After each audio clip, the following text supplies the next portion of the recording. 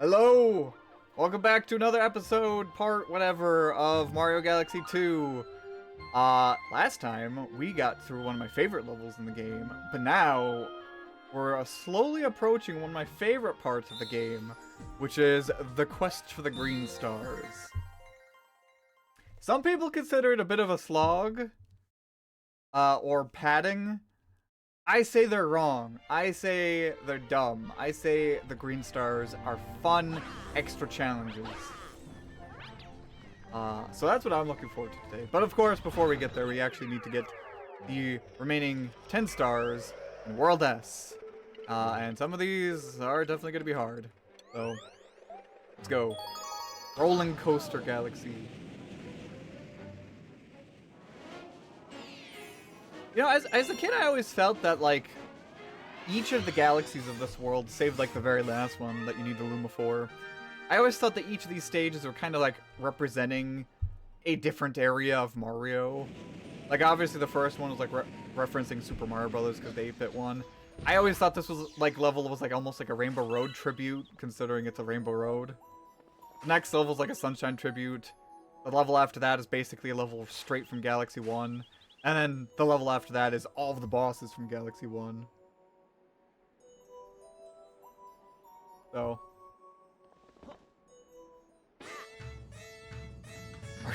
Are you using tilt controls? I'm using tilt controls. Absolutely.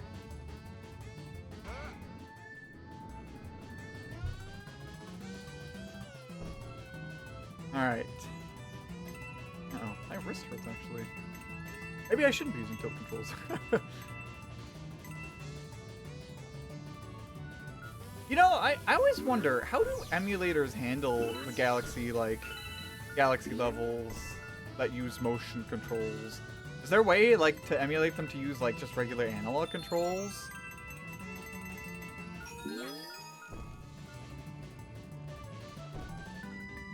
Tilt controls. Okay, sure thing, Michelle.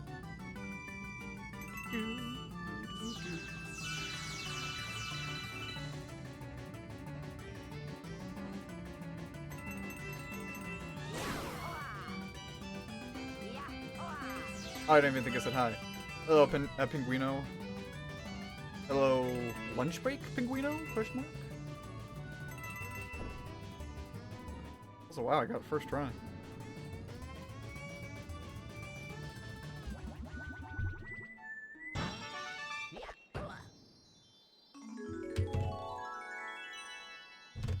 Yeah. Ba, ba, ba, ba.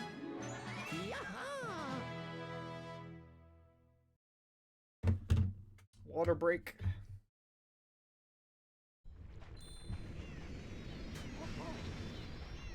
Alright, so that's the first star of these 10 down. Oh, it wasn't too bad.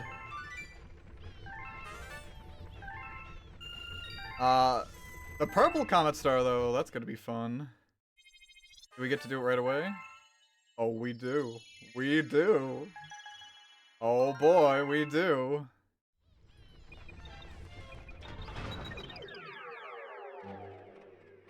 Ba-ba.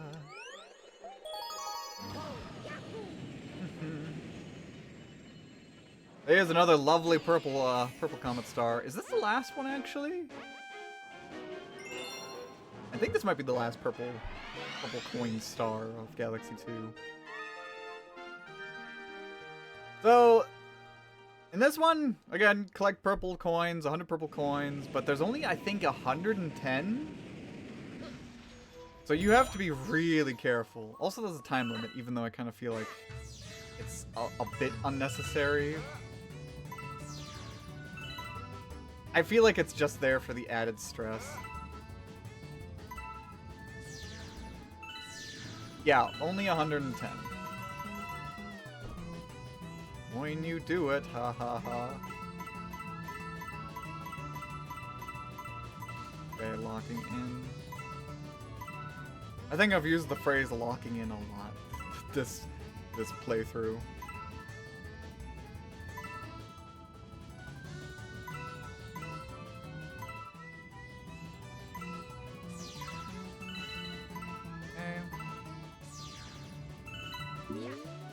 so they make it so that way you have to go down the hard path here.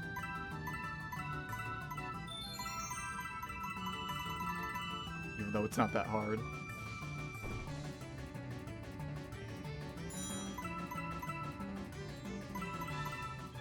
Oh, shit. Fuck, okay.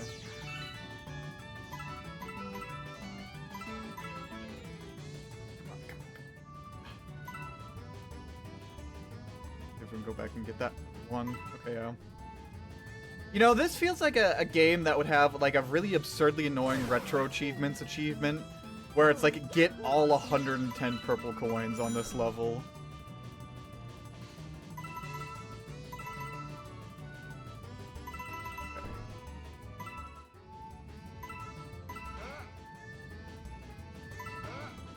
Okay, there we go. I could have gotten the other two, but wow, first try though. Okay.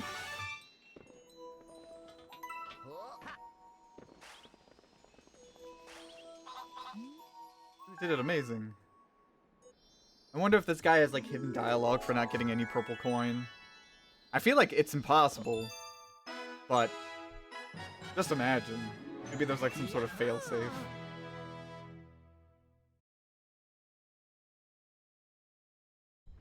Wii Retro Achievements launch soon, so it might. Oh, great. To answer your question, if I recall, you can either tie tilt controls to your mouse or like rework your controller, but I've only done it once ages ago, so I could be wrong. Oh, tying it to your mouse. I didn't think about that. Even though that logically feels like it makes sense. Also, I think we're gonna be a little bit low on star bits for the loom over there. Yeah. I'm not sure if we can get like a bunch more. We might have to grind. In fact, actually, we probably will have to find a good spot to grind for star bits anyway, just to get to the perfect run.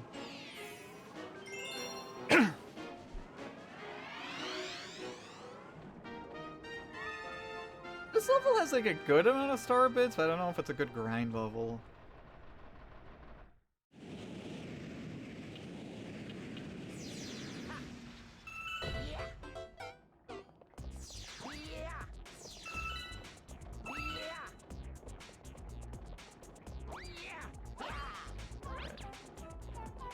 Also, this level is definitely better than the Sunshine version, only for the fact that the sliding physics aren't as weird.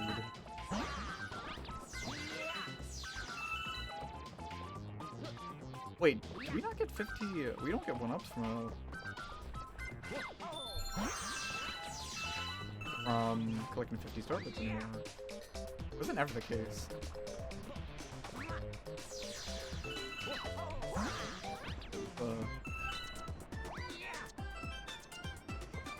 I was trying to find the... What was it? Common metal. Well, this game does give us, like... Oh, there it is, okay.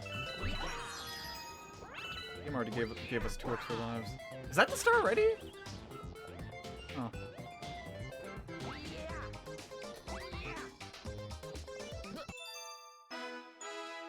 Wow. That was actually pretty short. I'm going to probably like look up in a second actually a level that is a good, yeah, Galaxy 2 Star Bit Farm. Damn, that was like the first stuff that came up. Either that's really popular or the FBI agent listening in on me is very, very attentive. Oh, what just happened? Oh fuck! I forgot that was my alert. Thank you for the Prime sub. Damn, thanks, Big Guido.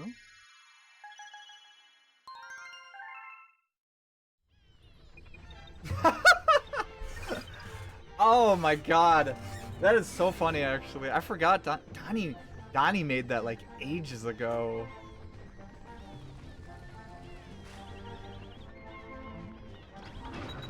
That honestly, it's almost like a little bit of a time capsule of, like, an animation, because, like, I think when Donnie made that, that's like twerking was the thing people did.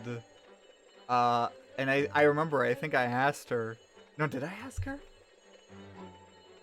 It's been, oh God, it's over 10 years ago. I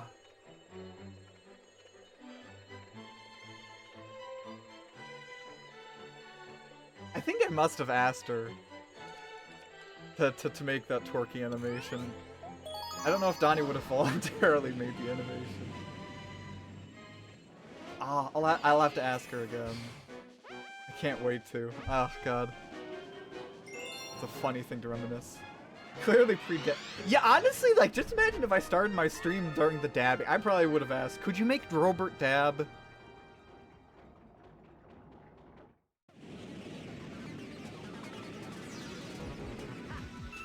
Today's animation would be the 6-7 thing.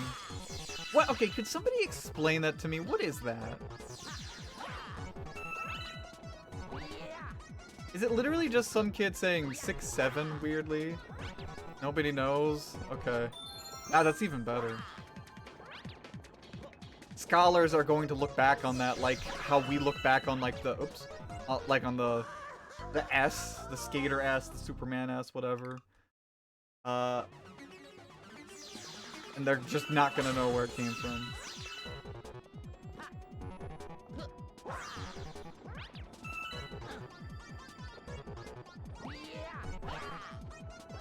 Song, I think.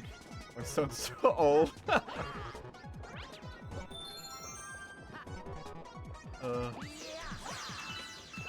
Fuck, man. Okay, I'm sliding really. Yeah, I mean, it's probably just like one of those things that caught on just because it sounds funny. It's like, sure, why not? The kids can do that. Kids can do stupid things sometimes. Uh-oh. Oh. Okay. So far, this has probably been, apparently, considering the number of times I've died in this level, one of the hardest levels I've done. Almost so clutch.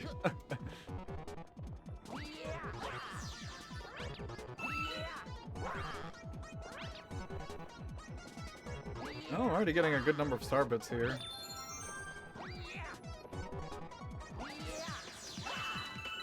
Oh! That's the same spot! Okay. It looks like you don't, like, start sliding there. Okay, I gotta get a better feel for this level.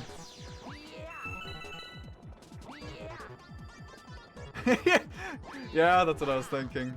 I did 176. Okay.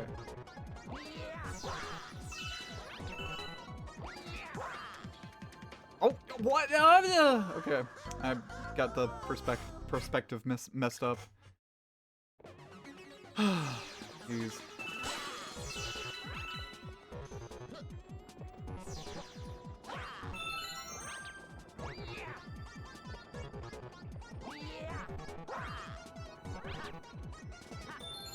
At least I'm not in any risk of gaming over. Or game overing. Gaming over? Oh, that's definitely not it.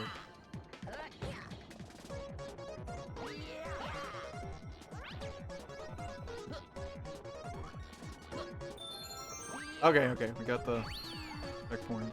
This is where we get Yoshi. Yeah.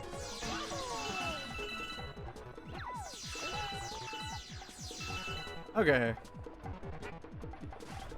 Yoshi will help us. Okay, almost died immediately. You know, I hate to admit it, but I've been finding myself more and more using the Y button to spin and shake. I still like shake sometimes, but I'm like, oh god, I guess that button input really is handy.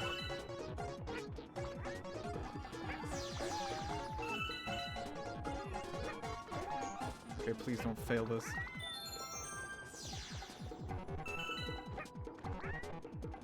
Oh shit, that's right! They made the level longer! I forgot. That's why I thought like the level ended too short, because they literally made this Comet Star longer. Oh, God.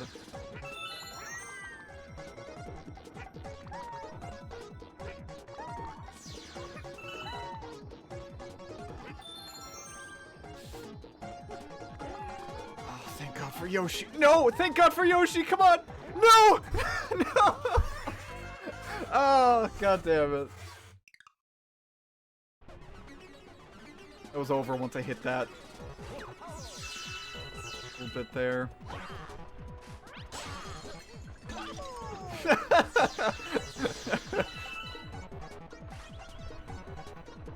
God. Oh. Okay. You're right about that, Pinguino. Jeez. Have I never heard about Wario World until yesterday when they added to NSO? Honestly, I kind of forget Wario World exists. I think Nintendo sometimes does too. It's kind of funny though that they chose to put Wario World on the service when like they already gave us a lineup of GameCube games and that Wario World was not one of them. It's like, sure, like it's nice to get another game on the service.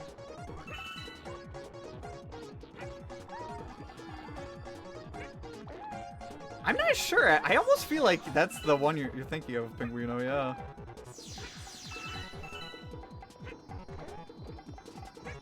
Oh, thank God. It's over. Okay.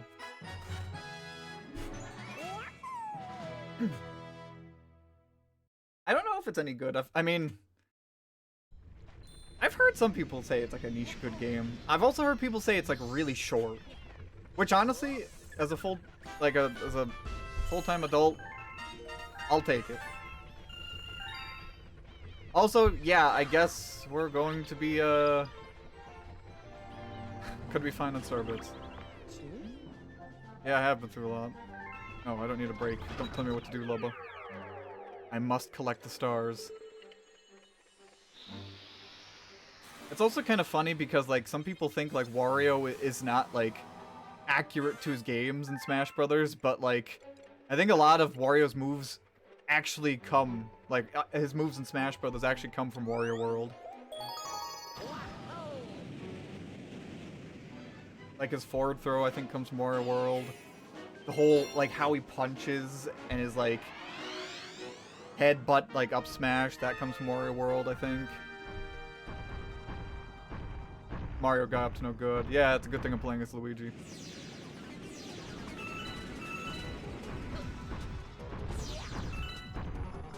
Where's a big shitter I gotta do?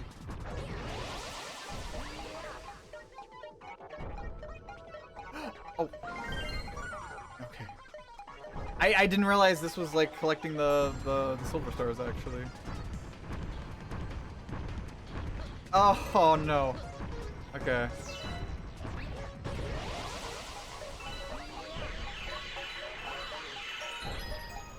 What? Oh, my long-term command didn't go through.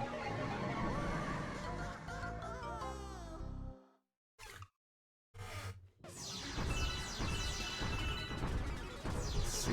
Where are the silver stars? I think one's at the end. You gotta try to remember this. Nope. Okay, one's here.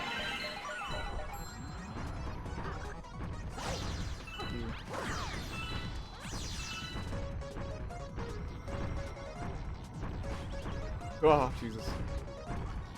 Ouija's slipper shoes almost killed me.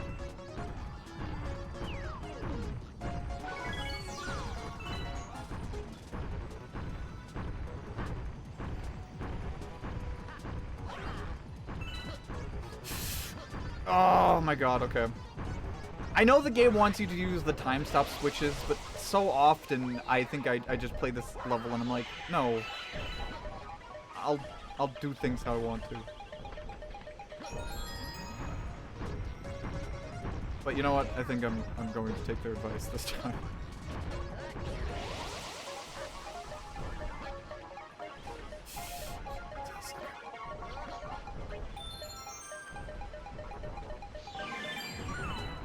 Okay. Last two I think are up there. Okay. Great, I'm already sweating out my Joy-Cons. Alright, Joy-Con 2s. Gotta mention that. Holy shit! Okay. Live! Oh, wow, okay.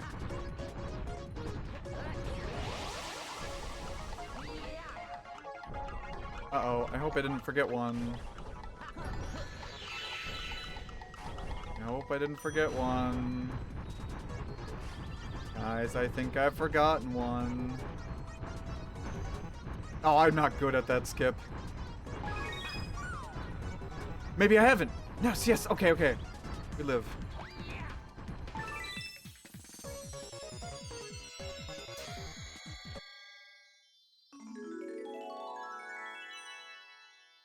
You're talking about the skip that, like, long jumps from, like, around here to here, right? Because, like, I don't know why. I could never get that skip, like, right at all. Wario games are for the weirdos and freaks for real. Hell yeah.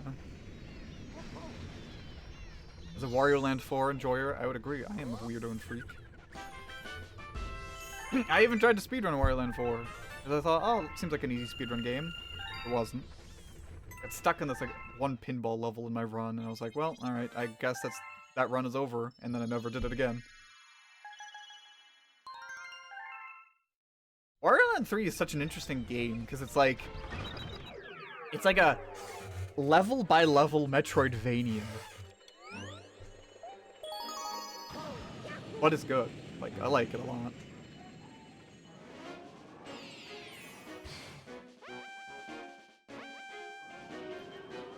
Alright. Now we make this a speedrun. Do it again, but like, I guess, yeah, there's no time stop. No time slow switches.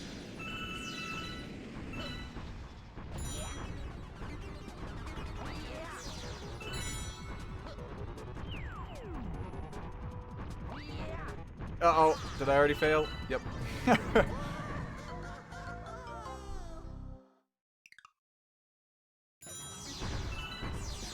Alright.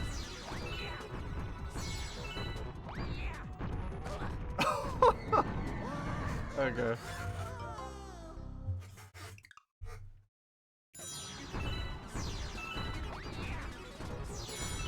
Okay, I gotta be patient.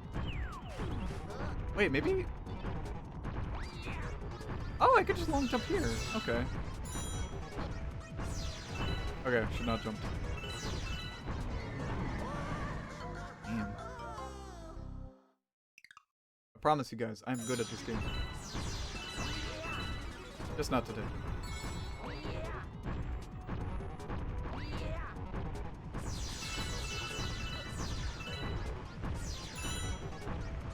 Okay. You're pro gamer! Hell yeah, I am! Thank you, Flory! Now I really feel like I'm a pro gamer. Hi, Flory. Oh, thank you so much for coming by the stream. Ah, it's been a bit since I've seen you. How are you doing? Wait. Okay, wait. Gotta back off.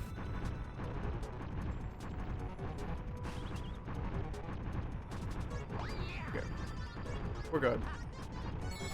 What was I mad, Taz? We just fucked this up. Oh, thank God. Okay.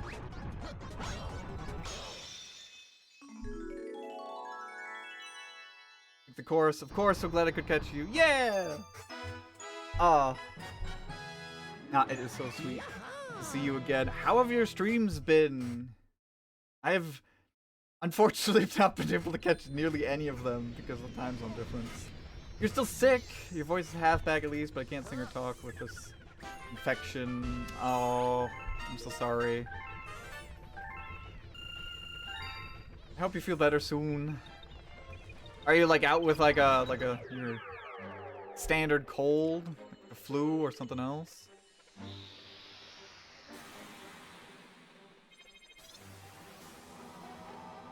Wario World feels like a weird bootleg of a game sometimes. Really? Okay. Wait, did I get the... Yeah, of course I did. I'm right. I thought I didn't get the common medal for some reason. How many star bits do we have now, actually? Okay, yeah, we're gonna hit the quota. Do a funny dance? I'm sorry, you missed Robert twerking like a little bit ago. He had me covered. He can do it. Robert, throw it back! Okay.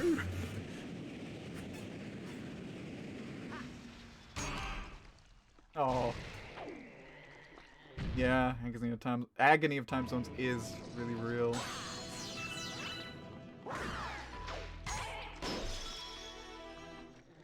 Your emotes are so good, Flory. Jeez.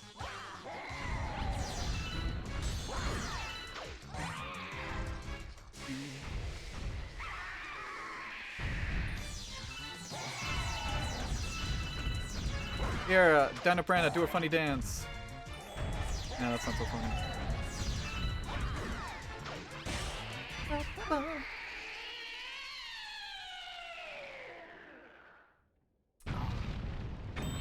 By the way, isn't it like the Game Awards are tonight? My friends, it just sounds like there's so much happening in the world of gaming. So many rumors swirling about this Game Awards, and I will not be able to experience any of it live because, once again, time zones. Thanks, Jeff. Hope you get replaced by a Muppet. What's the deal with the statue? Some people are saying it's a statue for the next Divinity Original Sin, which is a game by Larian, who made Baldur's Gate 3. Some people are convinced it's Half-Life. I am not one of them, though. Oh, I feel that.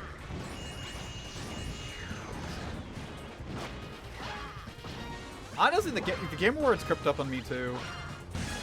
Oh wait, I gotta be careful because I think at the bottom of one of these planets is the Comet Medal. Not sure if it's this one or... Yeah, it's this one. What's that?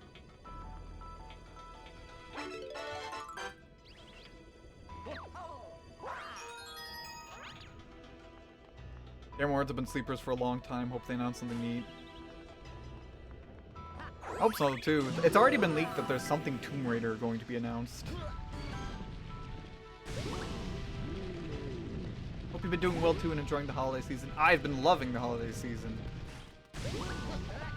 In fact, to comment on that a little bit, Donnie got me an advent calendar that I've been enjoying over the last, like, 2 weeks.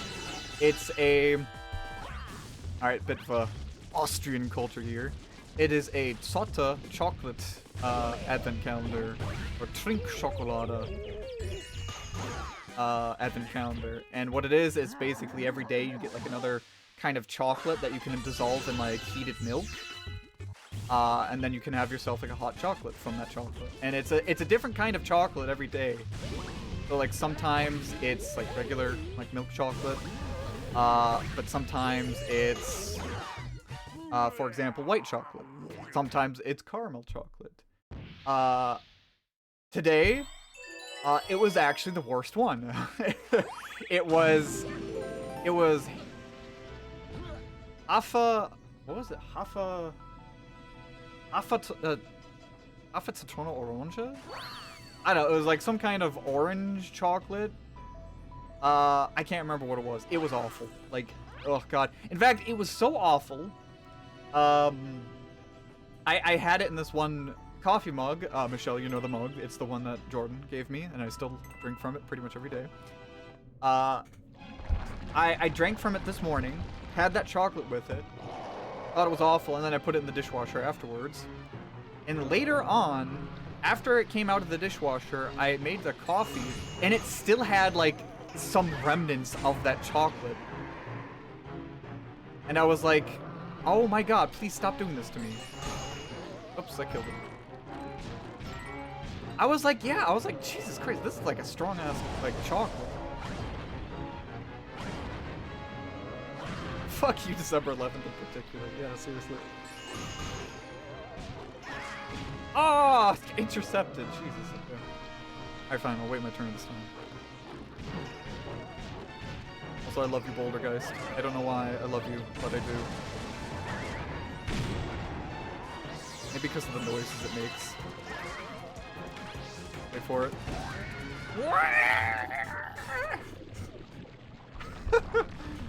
Oh gosh. But yes, it's a great advent calendar. Aside from that one chocolate, it's been a great advent calendar. There's one chocolate I did actually get, I think on the 9th, that I haven't tried yet. Mainly because I'm afraid of it. It's called 100% cacao.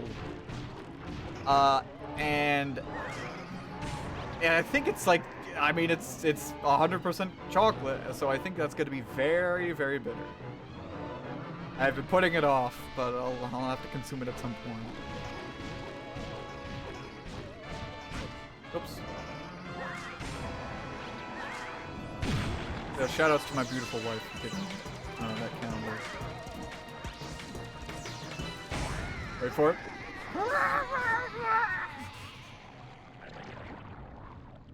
Sorry. I promise you, I'm not mocking you, Bouldergeist. I love you.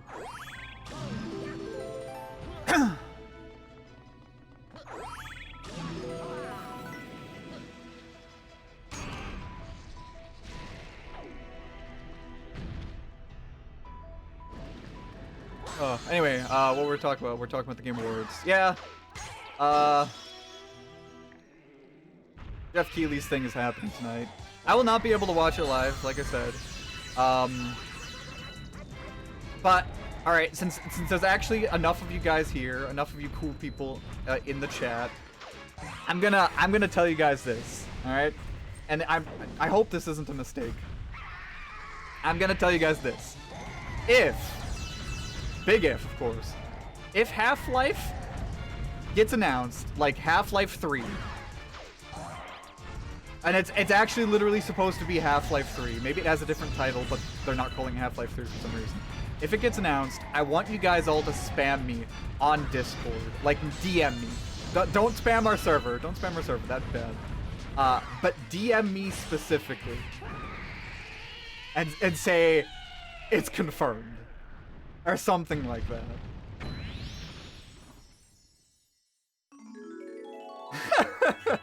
You'll be safe. You will not be safe.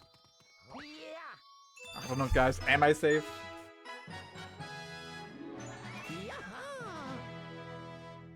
Also, God, I need to get some socks on. Get some cold. These will do. I will blow up your notifications. Thank you, Matos. Oh, you should tell him that. Yeah, I should actually. I told him, like, I think shortly after we came back from the America trip that I've been drinking more coffee from it. I'm gonna tell him I've been continuing to drink coffee and hot chocolate from it. What if it's like a card game?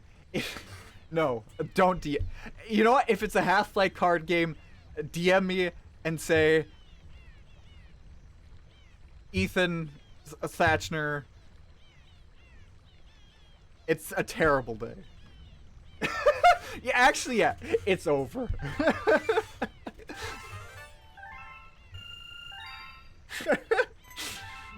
God.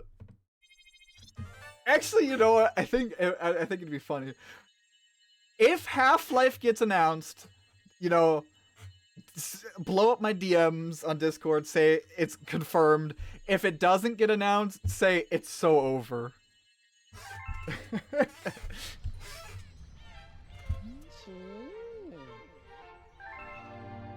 Oh God, are my messages going through? No, sorry, I just didn't read your Ace Attorney message.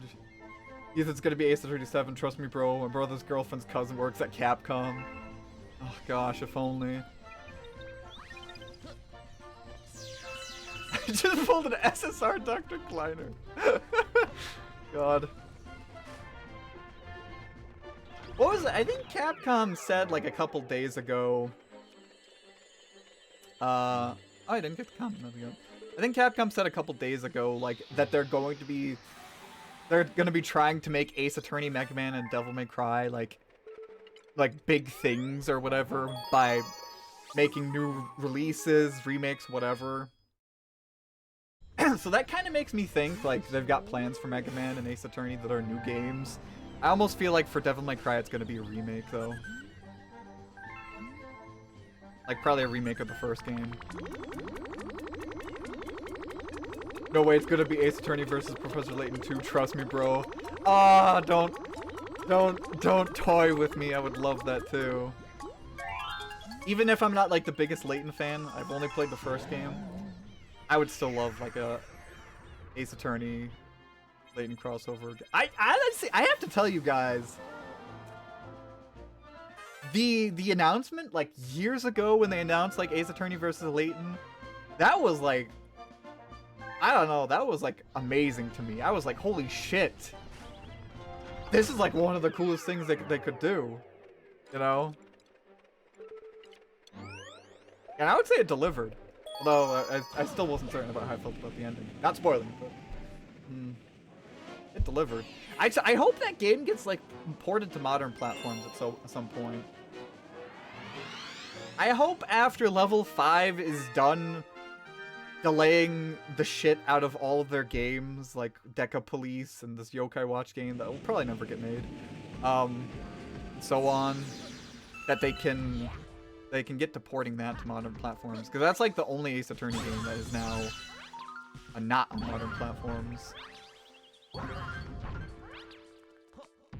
I know. It's so sad. Oh, I almost died. Nah, I know what we're doing with the ending. I think I appreciate the ending now. Yeah, I think that's it. I think that's what you posted there, Mad Taz. Yeah, the new Inazuma 11 that came out. I heard it was like, I think good.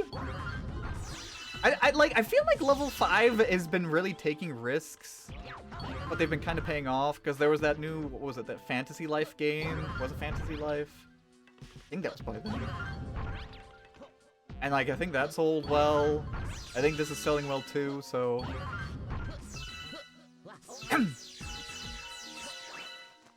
But I still kind of worry about level 5, because I feel like level 5 suffers from scope creep so much.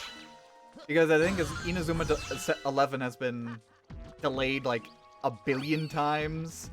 It finally came out. And like now they're doing the same thing with Deca Police. And I'm pretty sure that Yokai Watch game is not coming out anytime soon.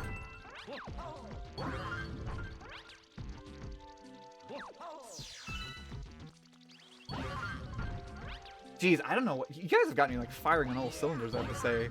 Not in terms of gameplay. No, I'm absolutely blowing it today, but I don't know. I feel like my brain's abuzz with like talking topics.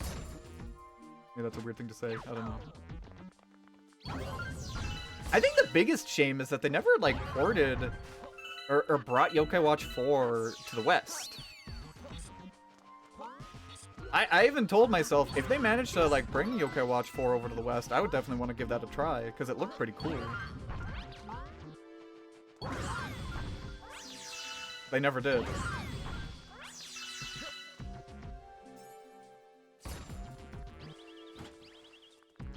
Oh, wait, I just remembered the medals up here. Okay, how do I do this one?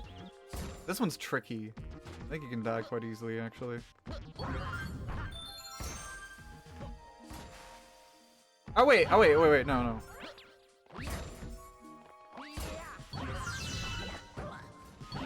I think.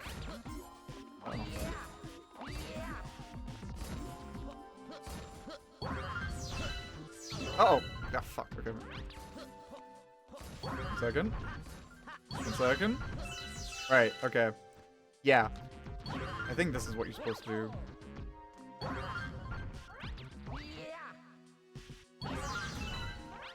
This is easier than what I tried to do as a kid, which was like trying to wall jump and then like spin at around here. I don't know.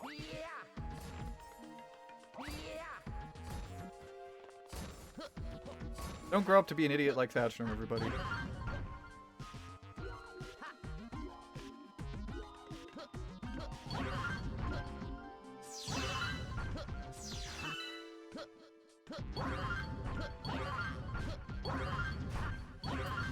Oh, okay. There we go. Too late, I'm an idiot already.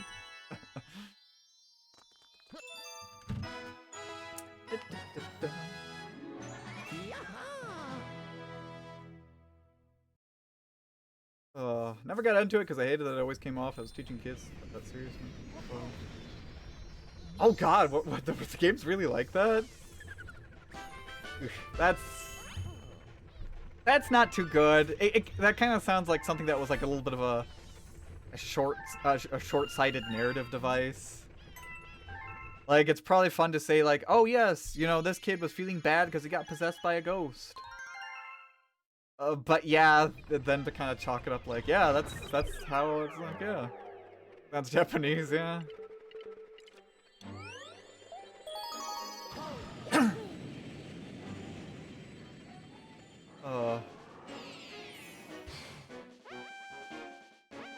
Alright, here, I got a question to ask everybody in the chat. What have you guys been playing lately? I'm always curious to see what's on everybody's like gaming plate.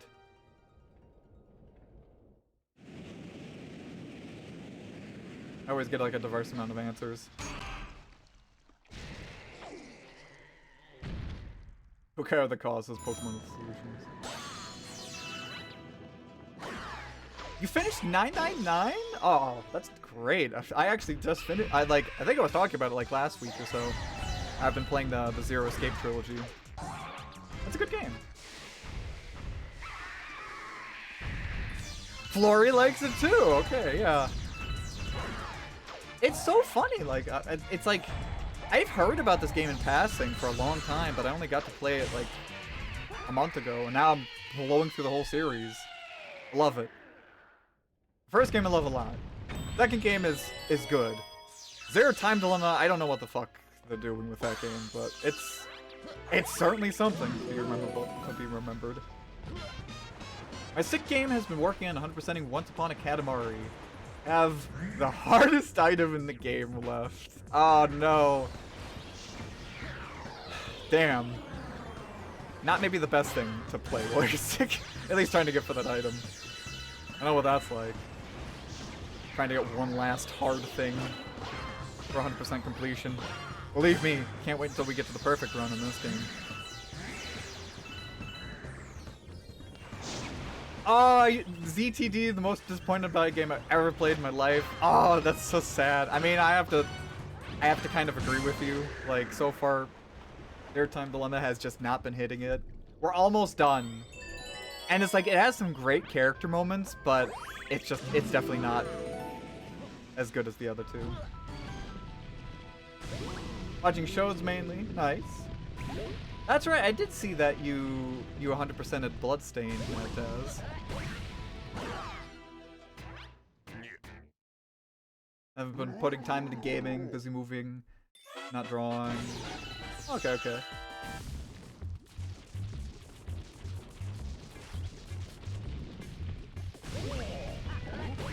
That's right, Unbeatable came out. Oh, come on. Oh. No. Okay. Almost missed him.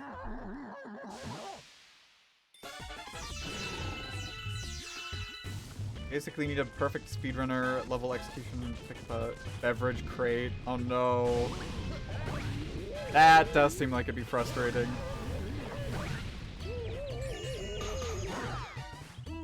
I'm usually not the biggest fan of games that like require the player to do speedrunning stuff to beat it 100%. Like, I kind of wanted to try 100% in Crash 4. And even, I don't even think that game is necessarily asking you to do like speedrunner stuff, but sometimes it just, I don't know, it seems like the requirements of 100% in Crash 4 are just too insane.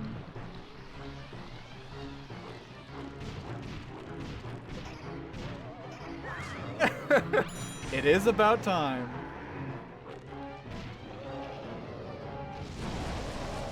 Now I can be amused by the curious train wreck it is, but back when Zero Escape was my favorite series and I waited and hoped for years, if not at all, I actually returned it. Oh my god, you returned it because you didn't want it in your house anymore at all. Oh. That is, yeah, that's so sad. I get it though, because like when when something just disappoints you so much, it just really, you just don't want to see it anymore. In fact, if I were to just take a moment to to describe ZTD a little bit. Not too much, but one of the things that bothers me about Zero Time Dilemma is that the style, like tone, like the art style somewhat, and the tone especially of the game is very different from the first two. And if you see my post in Blue Sky, you might know why, but like, it feels like Zero Time Dilemma was made to especially pander to American audiences, because the games did not sell well in Japan at all. And you can tell because the game is just so much more American horror-like, and just more blatantly American. And it's like, I don't know. It's just not that good. Also, I have only a minute and 40 seconds to beat Fiery Dawn of Dawn. Like, when the first two games clearly have like a little bit more of a Japanese like angle to it, and then like the last game is like so much more for American audiences, it hurts. It's just such tonal, stylistic whiplash. Honestly, yeah. Like, slasher stuff is a good thing. I'm trying not to say too much without spoiling it, but like, yeah. And yeah, some characters feel like they've just been like character assassinated. Some characters are just insufferable. It's just it's awful. But then there's great character moments. There's some very intriguing stuff it does. And I'm like, what the it's just like a roller coaster in terms of like quality. No, I wouldn't say the character, like, some characters have been flanderized. I would say, like, there's one character in particular that is just so unlike how they were originally. And then one character acts like one character is so different from how they were before, it feels like a separate character. And then one character is a little bit okay, but then still seems like they act a little bit more out of character. And then there's another new character that just I wish it was not in the game. I feel like at this point, like, I'm just ranting about this game. But like, it's just so frustrating. No, that's exactly it. Like, it's a game that makes me, like, that made me also think about the whole trilogy less. Like, honestly, it's a game that makes me think the first game should have been standalone, and then, like, the last two games should have been just something else.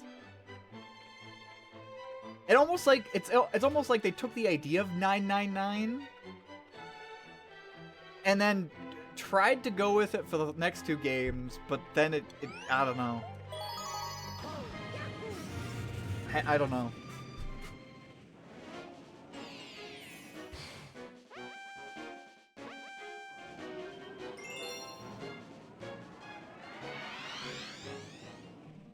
There are, like, I would say like the first game does like leave on some cliffhangers, but honestly, I almost feel like I would have been fine with those mysteries unsolved.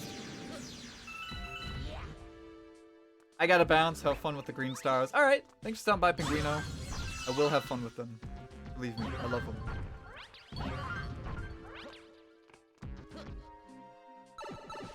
Thanks for stopping by.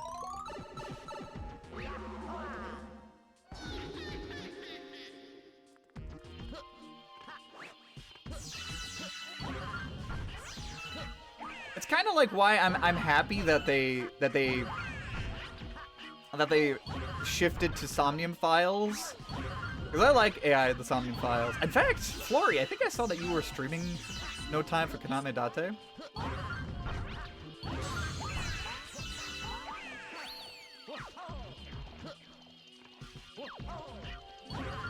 I have not played No Time for Konami Date.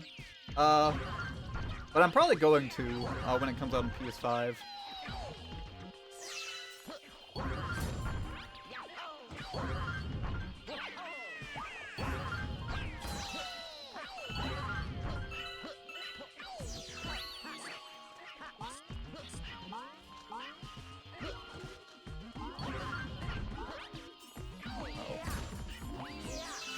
Oh! Okay, 1 second. Locked in. Come on. Shit. No! No. Live, Luigi! Live! Oh, thank God, okay. Jesus. I think it's the longest game I've ever started and finished on stream. Oh, okay, really?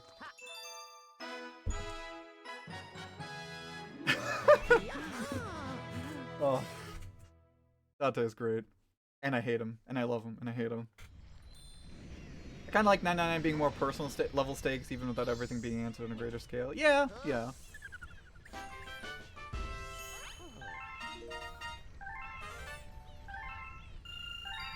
I was like, hey, we did it. We got 120 stars. You know what that means, guys. That means we need to beat the game again. For some reason. I don't know why they thought they needed to do that again, but sure. Hell yeah. Gamer. Just talking with you. Just to make sure. Need to do that. I won't let Dante sleep ever again.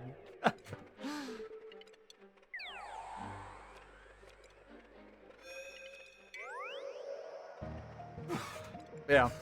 I guess that was my quick unabridged thoughts on ZL, Jesus Christ. Zero Time Dilemma. Weird game.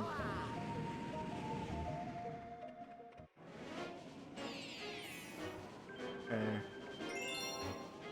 Let's see. What else were some of you guys playing?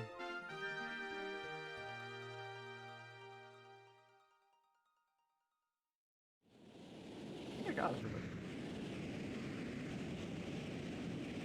Wish the Aiba figure wasn't a collector's edition exclusive. I need my girl. I actually thought about getting that collector's edition.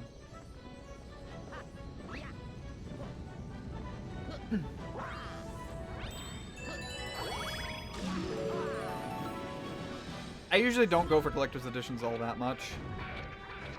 But at that point, I was like, I do like Summon Funds.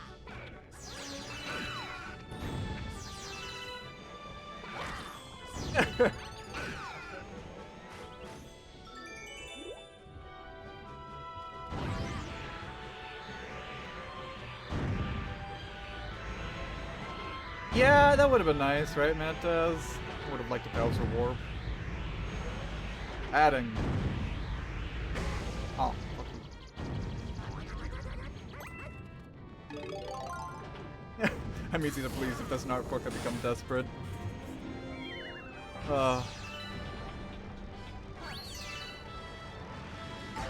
Get it up, Luigi. Oh, okay.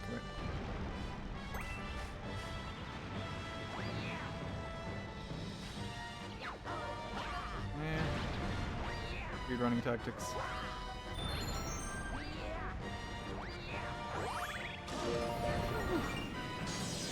There we go.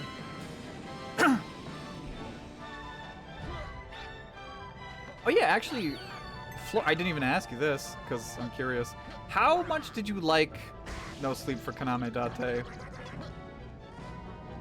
Like, did you like it more or less than the other two games? I'll get this just to be safe.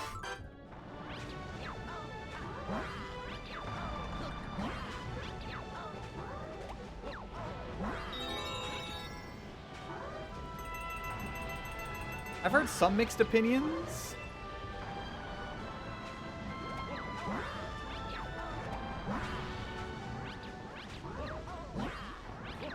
But I've heard a lot of people say that they just didn't like it as much. It's not going to deter me from buying the game, of course. Like, at this point, I'm committed to this series.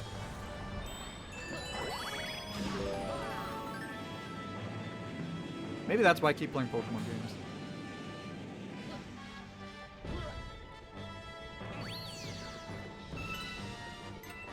Your friend has the collection of Xenoblade, collected edition Xenoblade 3, and I was so jealous. Ooh, really? Yeah.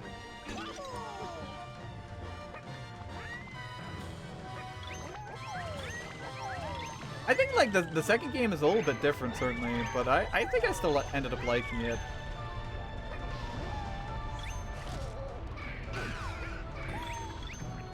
The second game actually kind of does, like, something that, like, I was not expecting.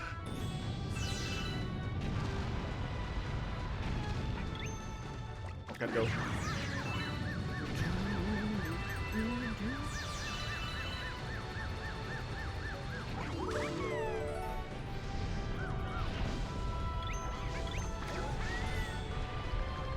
Alright. Almost there to Bowser. God, do you guys love auto-scrollers? I sure do.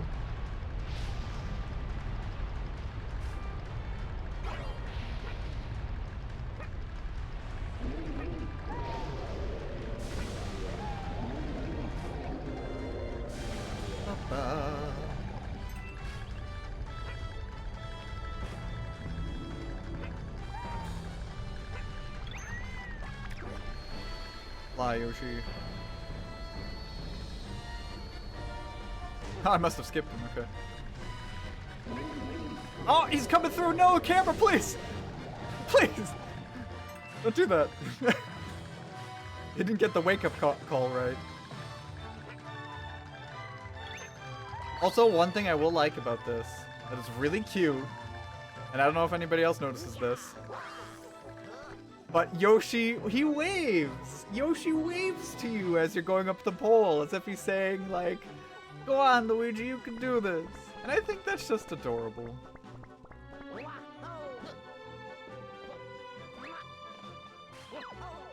Oops.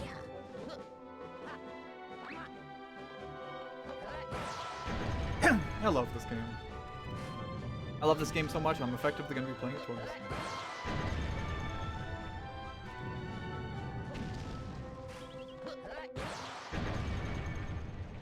I loved it, but I think you do need to go in thinking of it as being more of a spin-off story. You'd have to see people being disappointed if they were expecting a full-out Somnium 3 experience, but it's really fun as there's more Somnium silly time, and I like new characters a lot. Okay. Alright, that's good. I'll try to go into it thinking of it as that, then.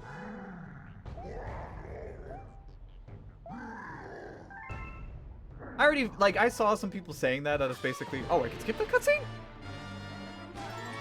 Okay, I wonder if that's new to the remaster. But yeah, I heard some other people say that it feels kind of like a bit of a spin-off story.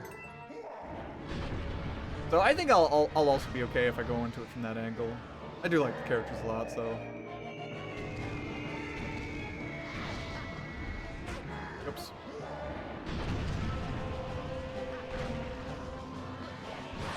No, it bounced off his shell.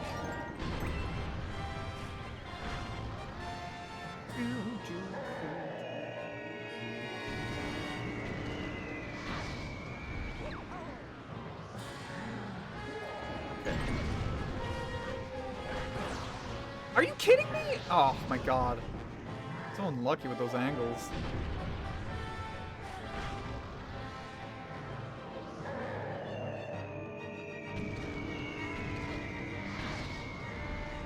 Oh. Okay, please hit him. There we go, right in the snout.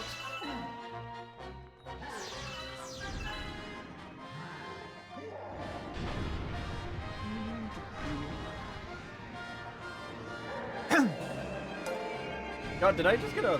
Oh, somebody followed. Hell yeah. Thank you very much. Oh. Wow, I'm getting some terrible... luck there. Also, I guess, like, my stream alerts thing broke because I'm the default, like, sound is playing, which is what's throwing me off. Hot drink from the mustard bottle. You gotcha. Here comes some mustard. Uh-oh. Gotta move! Weird, you took too long of a mustard break. Oh! Okay. Oh, that's right, he does his fire breath now. Can I just get this final boss over with and do the green stars?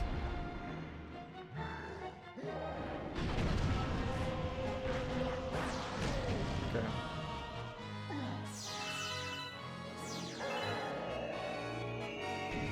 Alright, one more hit.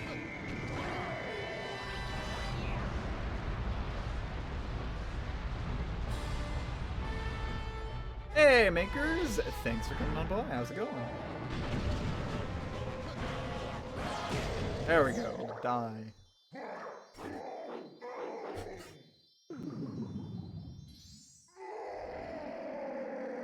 Yeah, this has been a fun stream so far. Thank you guys for so much for coming today.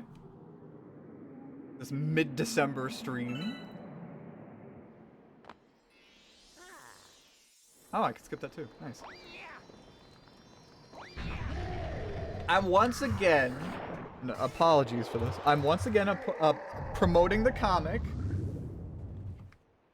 I'm going to be biased because the update that we posted today is, in my opinion, pretty good because Donnie's art really shines through in this update.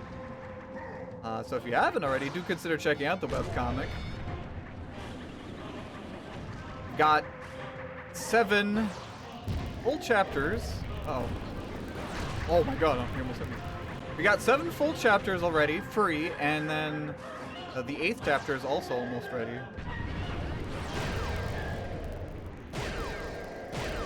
Or almost finished. So, if you want, now's actually a pretty good time to try to catch up too, because this update kind of ends on a little bit of a good spot to catch up on, even if the chapter itself isn't done. Yeah, consider checking it out. Also, one second, I gotta fix the audio. No audio for a moment because the audio is crackling.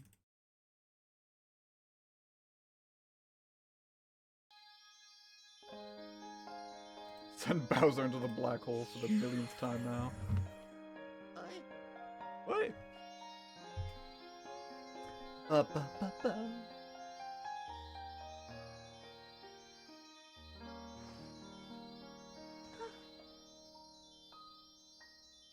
Yeah, I'm taking another swig from the mustard bottle. I'm thirsty.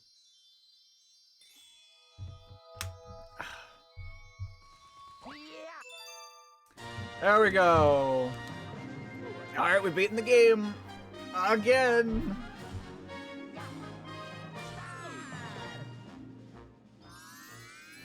Like, what is it? Odyssey didn't do this, right? I think with Odyssey, it's just like after you beat the game, more moons appear. And you don't need to beat it again. I think there's like a remixed like version of the final battle you can do for like another moon, but it's never like the whole final sequence again, I don't think.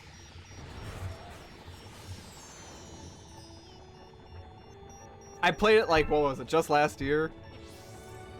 Or the year before. No, I guess it was last year, 2024. God.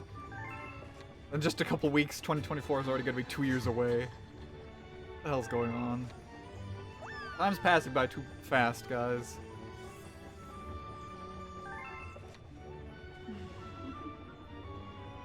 I was supposed to be 25 still.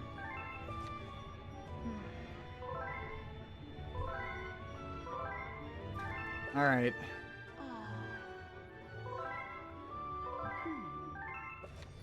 Yes, yes, we've seen this cutscene. It's adorable. Oh, I didn't read the storybook yet.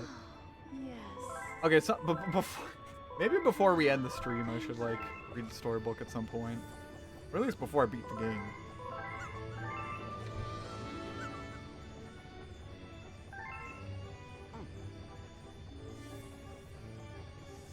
Yeah.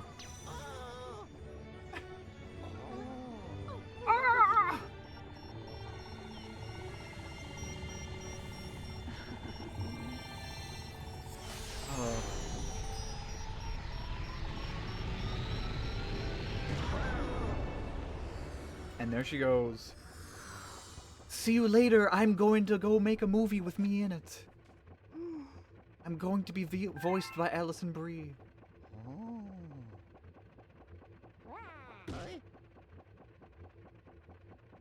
Or, sorry, Brie Larson, right? Did I get the name wrong? Oops. I've already forgotten which Brie it was.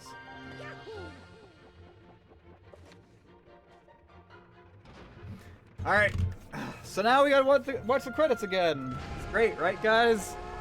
Let's see, what do I got here to kill time in the meantime?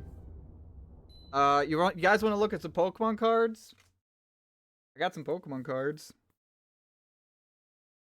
Let's see, what do we got? Oh, more Pokemon cards. Alright, eyes on the webcam. I'm gonna show you first one of my favorite cards, like I've gotten in the last couple months. This one. Maybe I've already shown it. It's Magneton, looking like a biblically accurate angel. Camera isn't like focusing. Oh well. Yes, as it should. I got this cute card. It's called MC's Hype. I'm not sure what it does. Yeah, I mean, I don't play the card game. I just like looking at the art. But it's a full art card. It's neat. Similarly, this guy, as I guessed from the Scarlet and Violet DLC, I think he actually gives you the starters, or like lets you unlock the starters. His name is Cyano. Not sure if that's actually his English name. Looks cool though.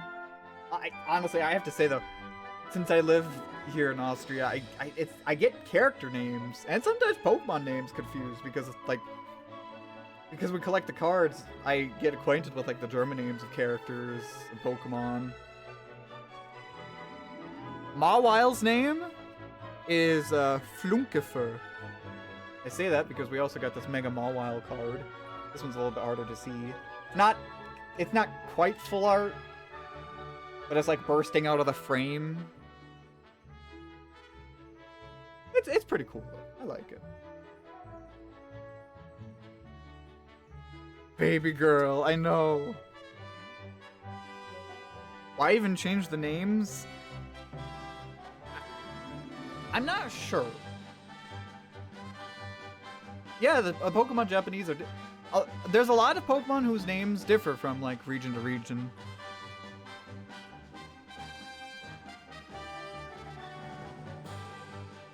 Like, for example, Magmar's Japanese name is called Booburn, which is really funny for very obvious reasons.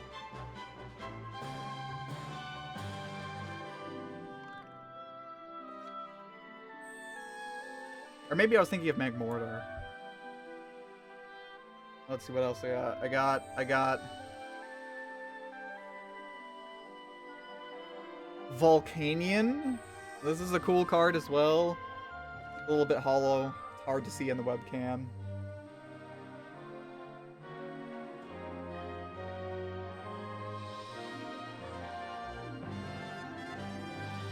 I think I know what you mean, yeah. What Umbreon's name. And this is, I guess, like the rarest card I've gotten, like, in the last couple weeks. I don't think it's the rarest card I've ever gotten. But it's this, like, golden Alolan Executor. Triple star rare. I'm not sure what it's classified as. I just think it looks neat. Oh wait, I'm getting some of these mixed around.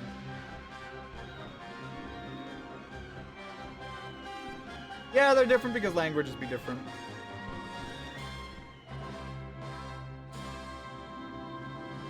Oh, and there's a green comet. Thank you for playing my game. Thank you, Luigi. Thank you, Luigi. Uh-oh, what does that mean? Guys, what does the green comet mean? I'll tell you after the tacked on Switch version credits.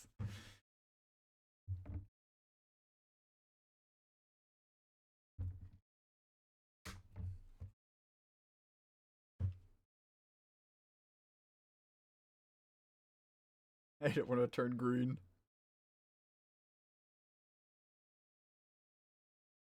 Yes, yes, yes, yes. Thank you.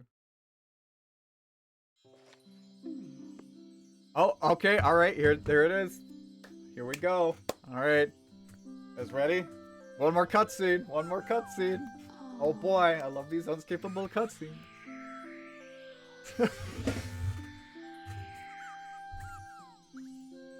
Oh, this is a cute little remix of me. Ah, good. Everyone's together now. Oh, it's so cute. Next, let's hear a story about the jewels of the cosmos. Let me tell you the story of the Green Star.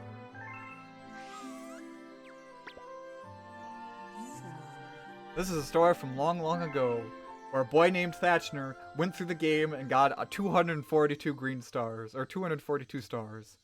That's right, prankster comets have appeared. It's a story about me.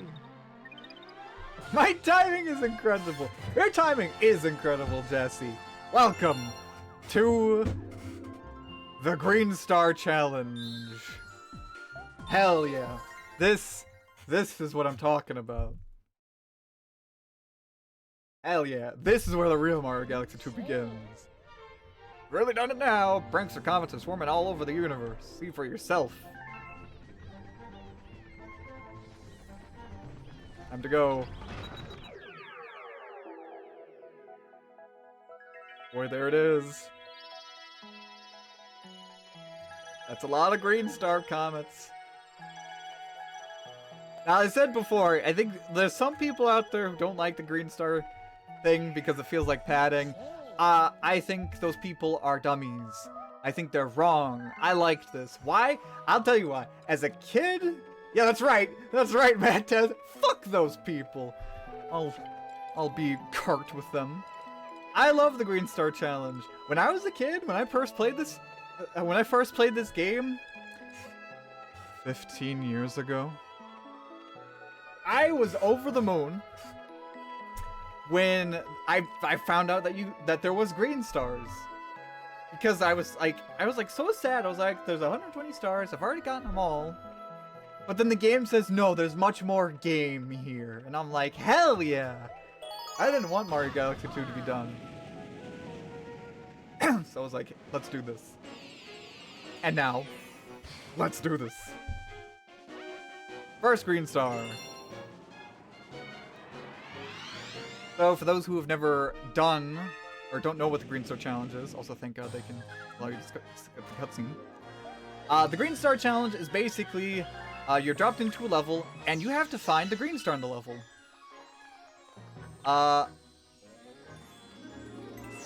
And the first one is a gimme because it's right here. Tucked away right around the house. And when this happened, when I found this first green star, I was like, oh, so that's how they're doing it. Because this is interesting, because all the other stars have been just specific endpoint goals. But this one, these green stars are just hidden somewhere. They can be anywhere. And it's great. You just don't know where they're gonna be. And so part of the fun is just trying to figure out where they are.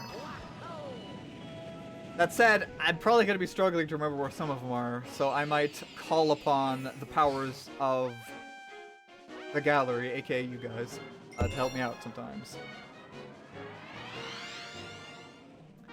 But I remember where this one is because it actually shows in the cutscene. Some of them show up in the cutscenes, which is kind of funny.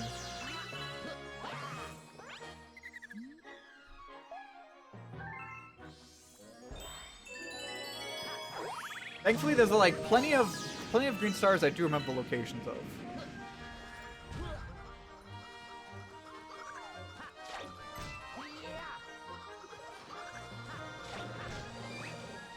I'm not sure if they all like show up in cutscenes.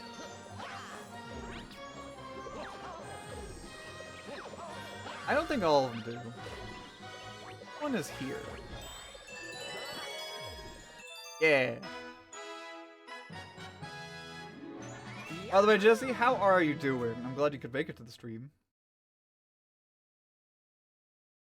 Also, Michelle, did you ever do the Green Star Challenge in this game? Because I think you said you played Galaxy too. I don't know if you did the Green Star Challenge though.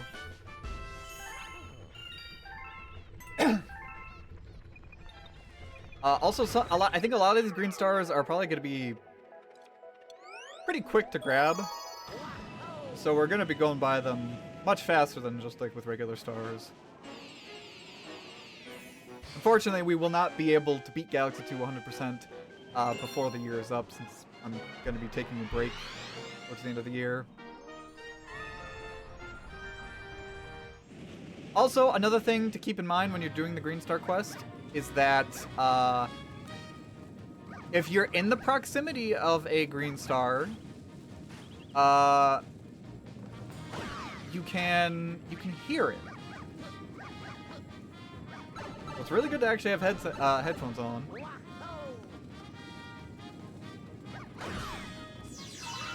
Makes it easier. And that's actually something I've noticed that Nintendo kept doing for their other games. Like Donkey Kong Bonanza did that as well, where like if you're near a Banandium gen, you can actually hear it too. I'm at work a little early because I had to leave a little early yesterday. Ah, okay. Ah, so you're working right now. I am your work audio.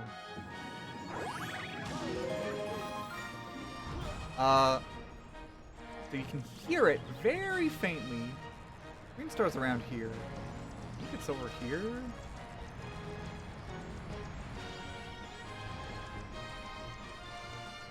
Yeah, right there. That's where I need to go then. Like the Lost Chow in SA2. I guess? I've actually never played SA. Well, okay, I never did any of the like the Chow stuff in SA2. Hard to say. I played barely any of Galaxy 2 as a kid because I was bad. When I get around to playing it on Switch, it'll pretty much be a new experience for me. Ah, okay, I see.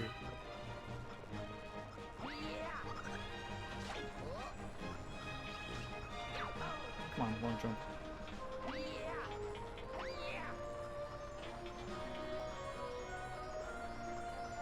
Alright, this one is over here.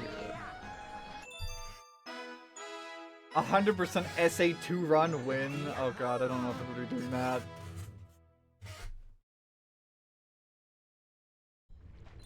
I have an appreciation for SA2 that I'm sure would be absolutely obliterated by any attempt to do a 100% run of it.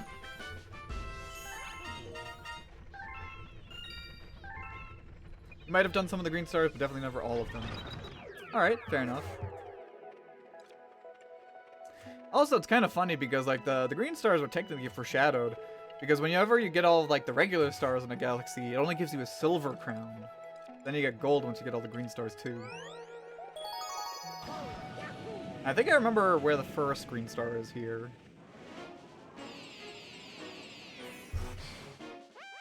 If you ever play SA1 or 2 on stream, I have a bunch of mods I could recommend you.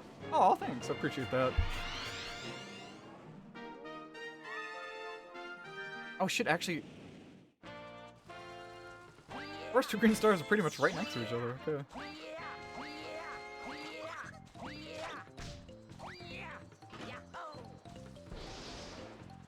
SA2 100% isn't that bad besides Chow specific stuff. Oh, okay. But have you ever considered I could be very bad at the game?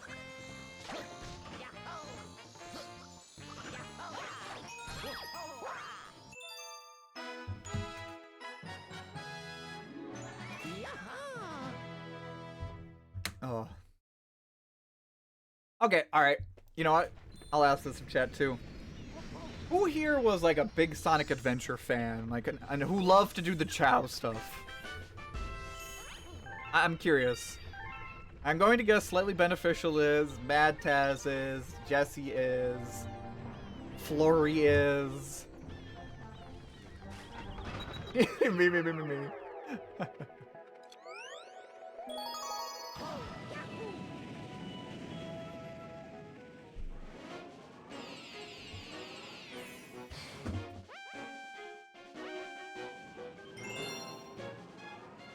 I love Chow stuff, but waiting for Chow to evolve takes 3 free life hours. Ah, okay, okay. I'm going to guess list the entire chat. Well, no, I I omitted some people.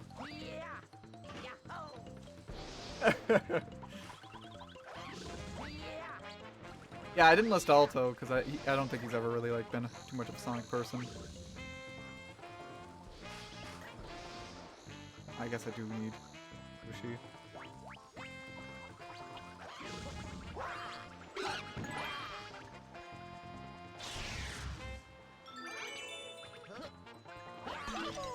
I don't even think like Michelle has played Sonic Adventure. Your first glitch exploitations were in the Chow Gardens. Good times. Aw, that's adorable.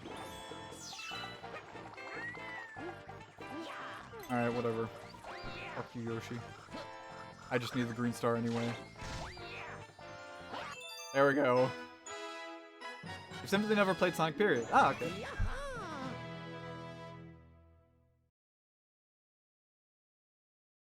I do think most Sonic games are mid, and not all of them are too good or bad, like most fans want you to think.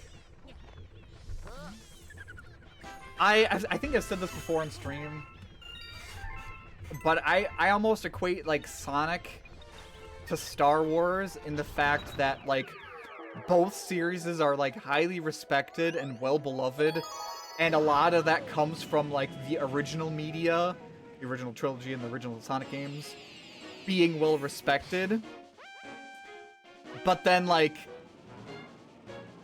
a lot of the stuff beyond the original material is mixed. Like, sometimes you have really bad stuff and then really good stuff mixed in.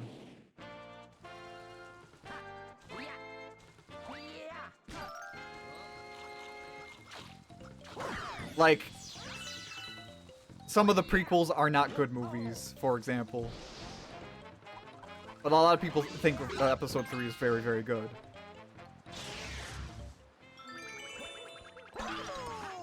And then you have some people who... And then, like, also, like, some entries are just very divisive. Such as Episode 8. And stuff like, out of the Sonic series, Shadow the Hedgehog. Or... I don't know, sometimes Sonic 06. Some people will even like the stuff that is just, like, generally considered to be awful. You know, like Sonic 06.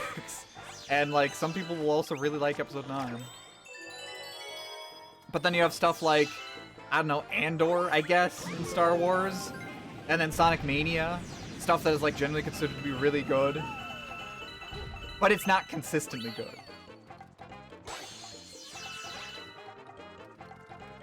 Yeah, they both have a Death Star too. That's a good point. Mandalorian also peak, yeah. Another good example. Like, both series, like both franchises have their good and bad entries. Or really good and really bad entries.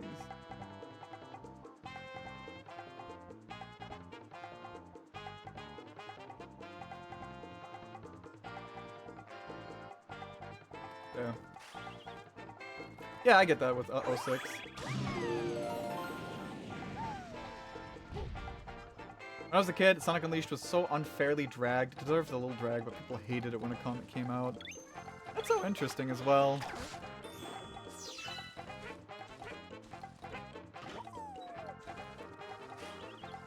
Alright. Sounds good, Makers. I hope you catch up on the comic at some point.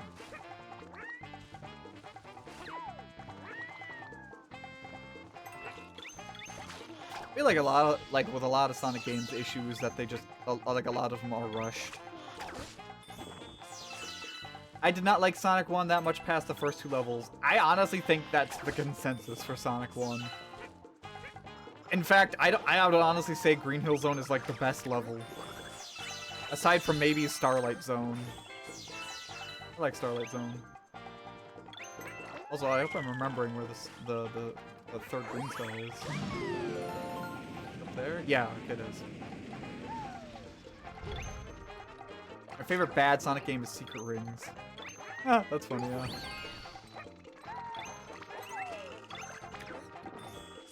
I think it is. I think honestly Sonic 1 is like the worst one out of the classic games. Even though I've never like beaten Sonic 2, I every time I played it, I could definitely say I enjoyed it much more than Sonic 1. Like, I would not want to play Sonic 1 again.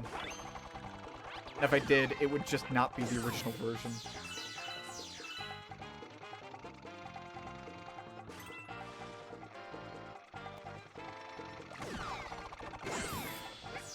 God, no, don't tell me that. I like Sonic 2, but I don't, like, I'm not gonna do 100%, I don't think either. I know it's just doing the Chaos Emeralds, but, like, I hate those special stages, okay? Okay, maybe if I did it through, like, like the I don't know, whatever the classic collection is called. Because I think with that, you can at least retry the special stages on the fly, right?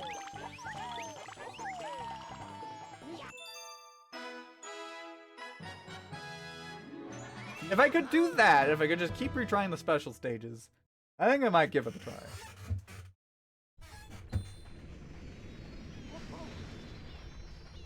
Also, I personally really like Sonic CD. But you see? Divisive.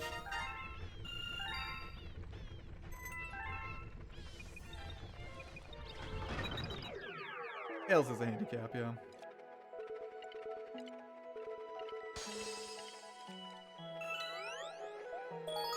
I think my favorite special stages of in the series is probably it might be Mania's. I do like Sonic CD's special stages, but it's kind of like similar to one or to Mania.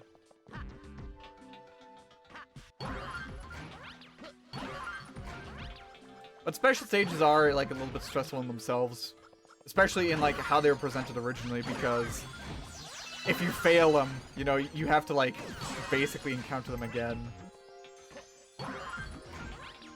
Oh, that's right.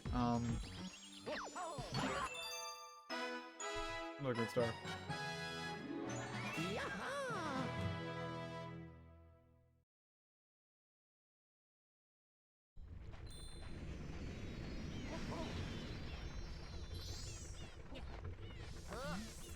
Knuckles Chaotix says my favorite special stages. They're not great, but I lost my mind as a kid when they showed up. That's funny. I still remember when you like showed me. I think it was you, right, Jesse? You were showing me like some of the gameplay of Knuckles Chaotix, and I was like, how have I never seen this before? Like, again, I always thought I was at least somewhat on top of like the stuff on the more obscure Sonic side. But I was like, wow, I can really see like how, like, you know, Mania like took inspiration from Knuckles Chaotix.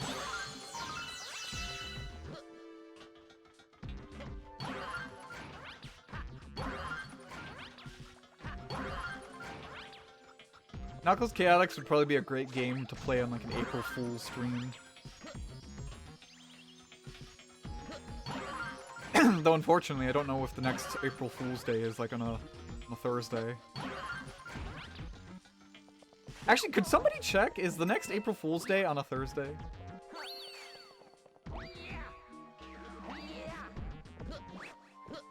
I'm going to assume no.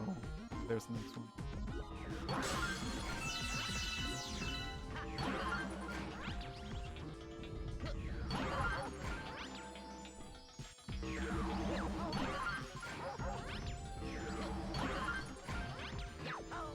There we go. Next April 1st is a Wednesday. Really? Maybe I'll make a decision that week to do a stream on Wednesday then. Knuckles Chaotix's special stages walks to Sonic Lost World. Trip and tumble down a hill. Oh, nice choice of words there. I think the level design in SA2 is just a lot better all around, besides some of the mech stages. Oh, I guess you're talking in comparison to SA1. I never beat SA1. I don't think so. I beat like the Sonic story and maybe the Tails story. One thing that will always baffle me is like looking at SA1 to SA2 is why the Knuckles Emerald Radar is a downgrade in SA2. Like, why? Like, how did that happen?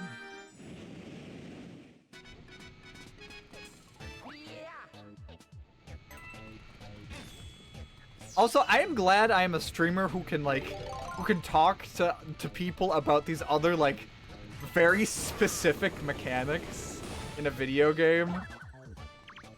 Like, just imagine talking to a normal person and say, like, you know, the Emerald Radar is a real downgrade in SA2 compared to SA1. And then, like, I don't know, War Colleague says, what the hell are you talking about? You know, Jesse, what the fuck are you talking about?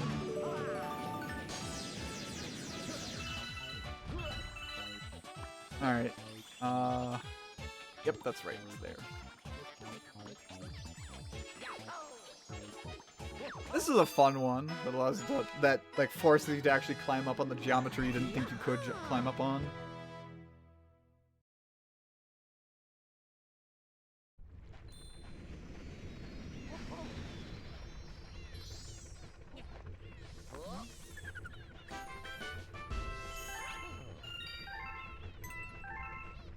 All right. Let's see. One more. Oh, two more. Okay, okay. Say one, I feel like you can just skip the level without much thought, which is why I'm only playing as Tails. Oh, yeah, yeah, of course. That's always fine. Like, there's that, like, one Sonic, I mean, actually, I think all of the Tails levels are races with Sonic. It is funny how just, like, none of the levels are designed for Tails.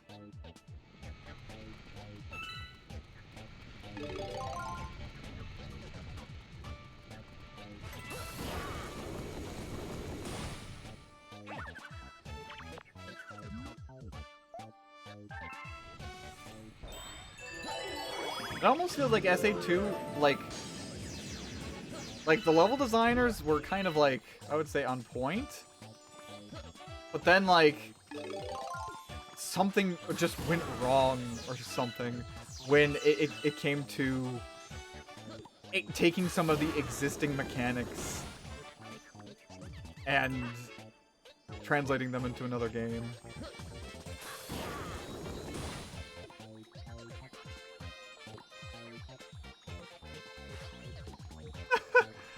Jesus Christ, that's a great, like, comparison, Jesse.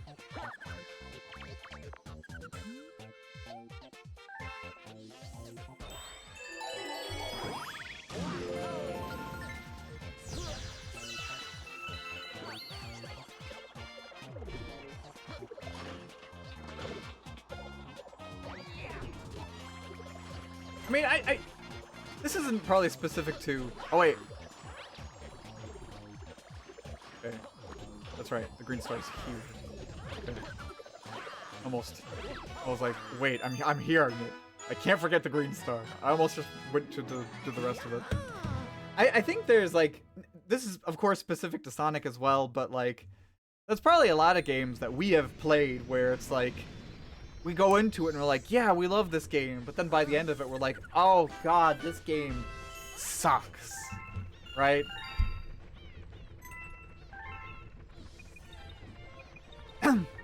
Or not even just, like, it sucks, but, like, it's definitely, like, not as good in the back half or so. I'm trying to think of a game that's like that for me. Oh, you know what? Mario 64, actually. I would say Mario 64 is like that, where, like, I like a lot of the early levels in Mario 64. I love playing through them. But then, like, the later levels, I really just like. Like, I'm not a big fan of Tick-Tock Clock. Rainbow Ride can go to hell. Stuff like that.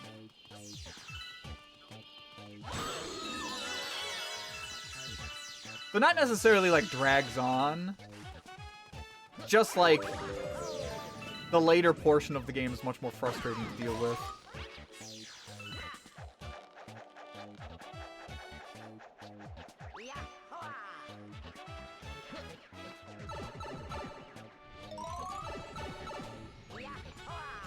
Okay, here's the green star.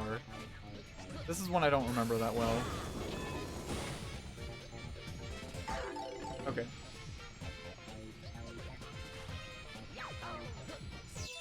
Easy enough. Spyro Enter the Dragonfly was that for me? Ooh, okay. I think that's a game I've heard mixed opinions on, because that's like a game after the original trilogy, I think, right?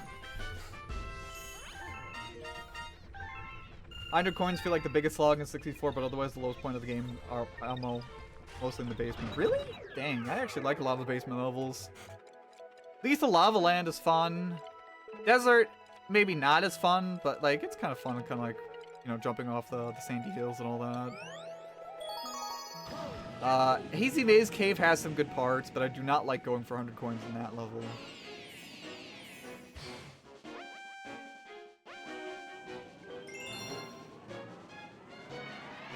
Dire Docks not that great though, also because of the fact that it's mainly a water level. I had Enter the Dragonfly but sold it because it was kind of lame. You can literally reach the final boss with a pretty easy glitch right at the start of the game apparently. Really? Wow, okay. No problem. No problem at all. That does.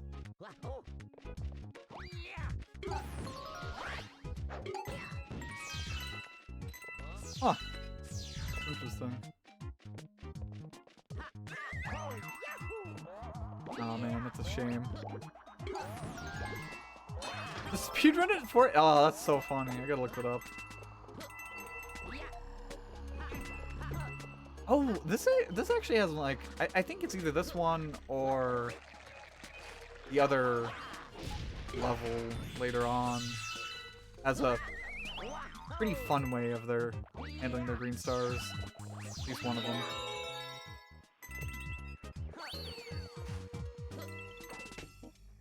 I've only played both Spyro 1 games. I guess you mean the original and the remake.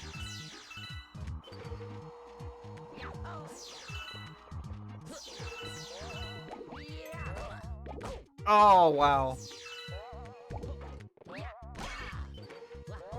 Dude, leave me alone. That's so funny. Good combo there.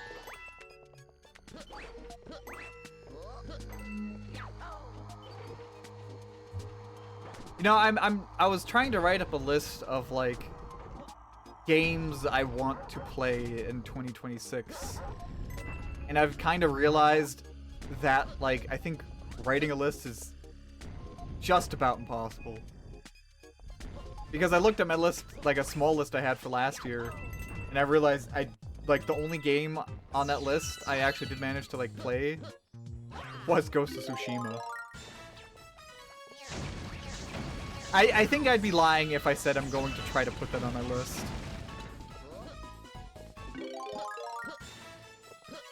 That was even funnier because like a remake for that game came out too. Or I guess not even a remake, an expanded version.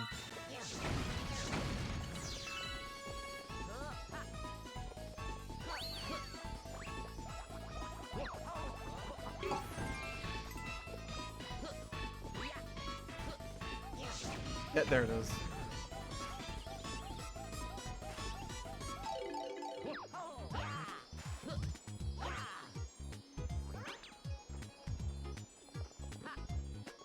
Oh my goodness. No. I don't know if I'm gonna put Red Dead Redemption 2 on that list either. Oh, come on. Oh wait, maybe you can... This one's a little bit tricky. Okay, maybe this isn't the one I was thinking. Okay, there we go. I can tell you the list of games I have right now. One of them is a Metal Gear Solid game, probably the original. Another is a Yakuza game. And then another few are the Half-Life games.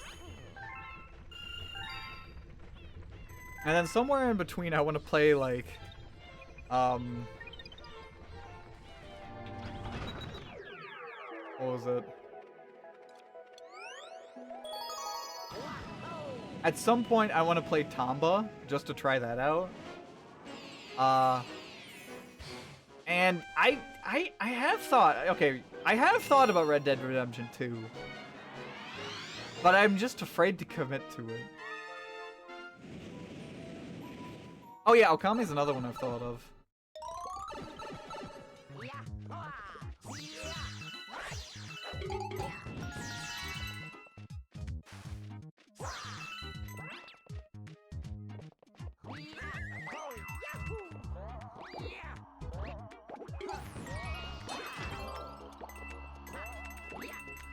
If I recall, I remember I think Carly liked Okami. Carly called Okami as one of her favorite games. I know how she's doing.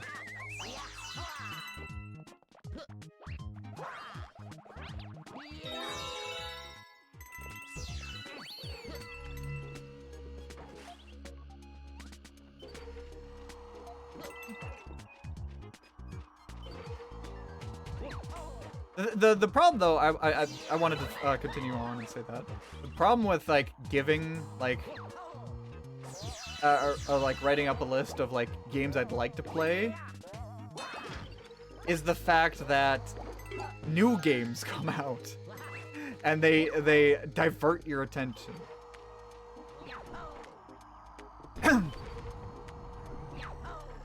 Like Clair Obscur 33 was not on my radar at all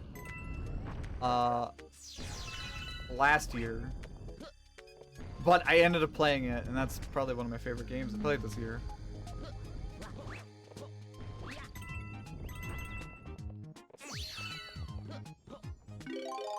Similarly, like I think all of Nintendo, like most of Nintendo's releases this year, I mean, I didn't know what to really expect because at the start of this year, we didn't even know what Nintendo's new system was going to be. Isn't that wild to think about, actually? We're now, like... In fact, I think in just a month, it'll be the 1-year anniversary of the Switch 2 reveal.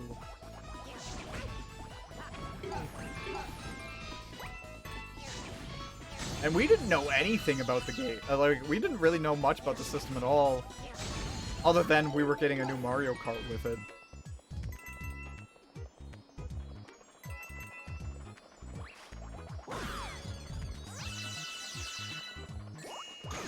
Oh.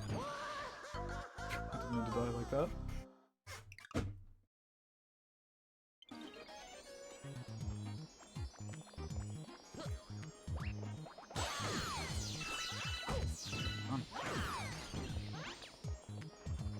Just stay there. Okami ranks in your top 8. Alright, okay.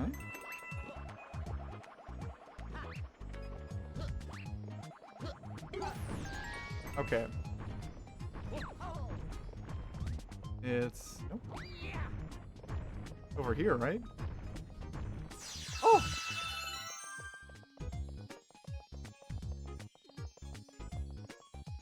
I was thinking of actually killing myself so I could use that spot to grind for star bits. What the? Uh oh. Oh my god! I thought I got soft blocked for a moment. Your shadows.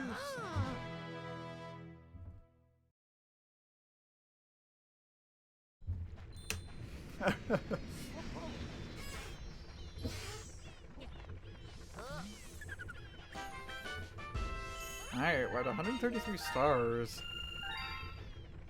Star bits aren't worth it. Unfortunately, we are gonna need to, like, grind for star bits at some point to get the perfect run.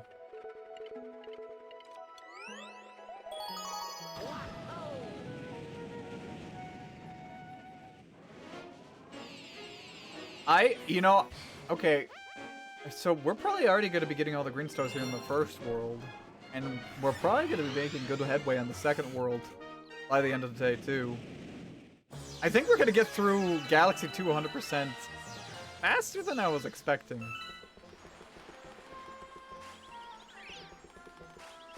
Then again, it kind of depends on how the perfect run goes.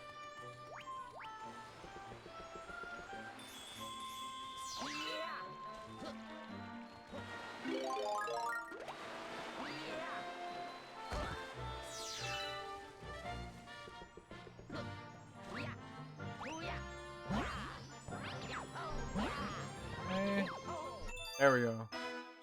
First screen. I see the second one in the background.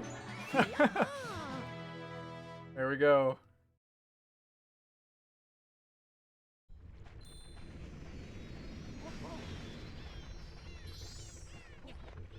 Wait, what?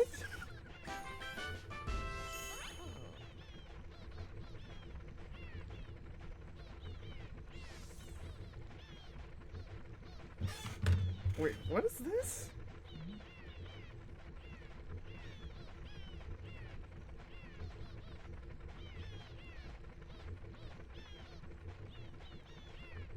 That's so weird and somewhat ominous.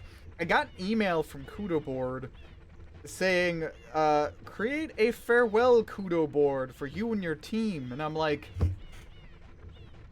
farewell? I'm not going anywhere. Well, please don't say that.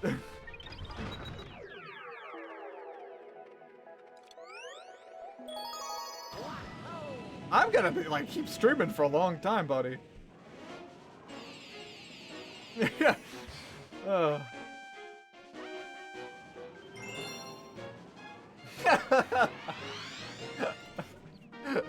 No, I'm not going anywhere. Don't you guys worry. Oh god, that's so funny.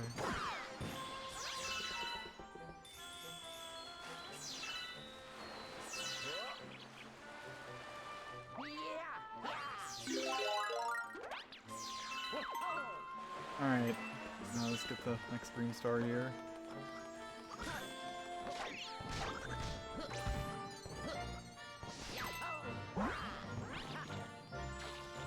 Alright, so over here. Right? Yeah, there we go. Nice. Ba-ba-ba.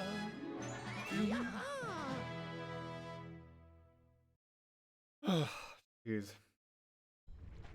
Where's Wario World 2? You're gonna have to ask Nintendo on that one.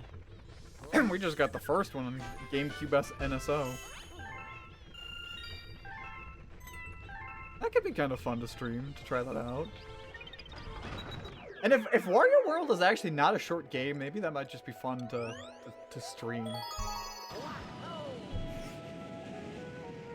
Maybe that could be a new different kind of angle for the stream, because like I think like my stream playthroughs have been mostly, if not entirely, games that I've played before, which is not bad. But I think it might also be fun to play games I've not tried, or I've not played before at all. If only for the fact that you guys will probably get some like genuine moments of surprise from me. From like this moment or that.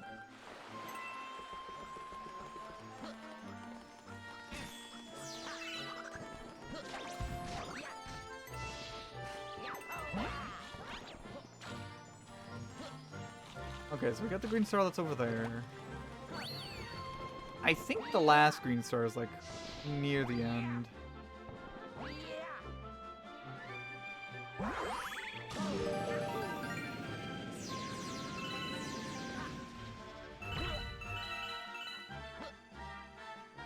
Alright. Softly whispers Ina into your ears.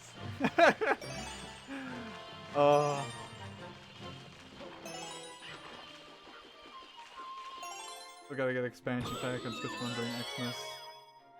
Yeah. That way you won't miss out on all the Virtual Boy games coming out next year. Which is still really funny. That's the thing. Ah, you want to play Rayman 2? That's right, that was also a thing that came out. What was the other one? Like, Rayman 2 and Tonic Trouble?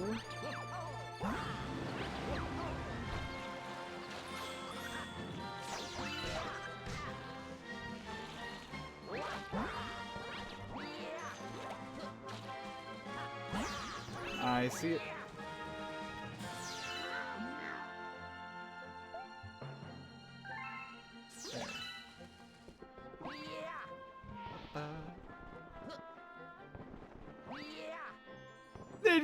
You mean like Fanboy from like Fanboy Chum Chum?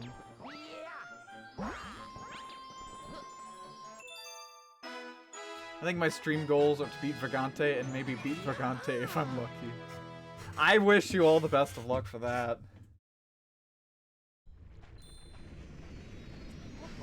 That game and any games like it, such as like Spelunky, they're like something else. Those are hard games. Has Croc made a comeback too? I think you can find like an HD port of Croc, right? I think that got re-released this year. It's not on like NSO, but like you can buy it individually. Might even be better. We're watching Game Awards tonight. I won't be. I will not be watching them live. I'll probably be getting the footnotes like later. And I gotta be careful actually, because I have a tendency to check my phone in the middle of the night.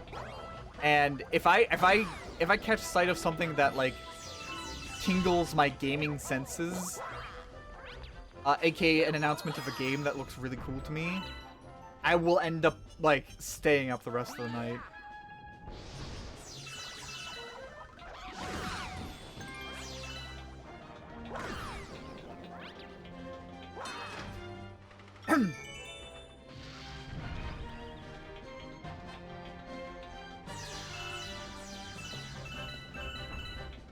I am just so bad about that. Oh wait, I think I know where the first green star is.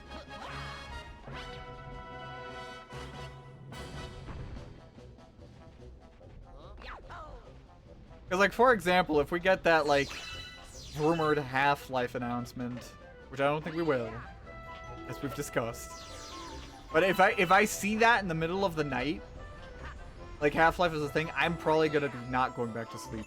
Unfortunately, that's just how my brain works, and I hate it, you know. Especially because I have to go to Friday. I have to go to work in the morning. Okay, Ethan, here's what you do: make a time machine to the first Game Awards to have it aired in Europe. That's right. You need to get a time machine to go back to the first Game Awards and have it take place in Europe. If only. Oh yeah, actually, for those who might have missed it. Who weren't there at the beginning of the stream. I told chat that if Half-Life 3 gets announced, I want you guys to DM me on Discord, like Half-Life confirmed or something to that effect. You can personalize it however you like.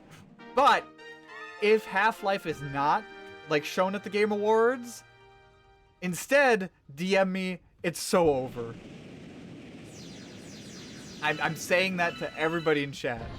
If you're part of the Discord server, go ahead.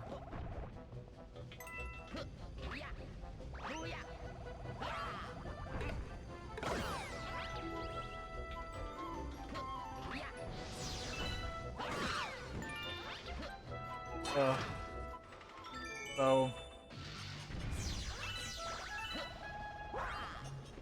Half-Life 3 will also be Portal 2, mark my words. I don't know. I almost feel like it's gonna be its own kind of thing. I mean, I could actually honestly see there maybe being like a portal gun in the game. So there's like some Portal stuff in there. Oops. Okay, there it is. I see it. Oh, Jesus. Oh.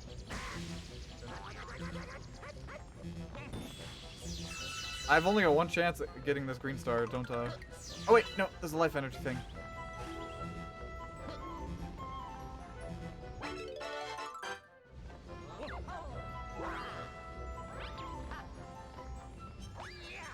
Come to me. Oh. Luigi, get it! There we go. Okay, that works. Alright, so that's all the green stars in the first world.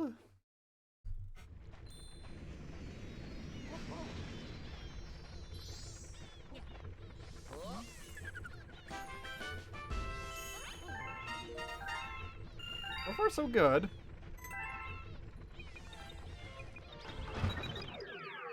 Oh boy. Honestly, I do wonder what is going to get all announced at the Game Awards. There's already, like, I think some leaks saying that there's going to be a new Tomb Raider game. If I had to guess, there's going to be some sort of God of War project that gets announced, which will also remind me to say, hey, I should play God of War at some point.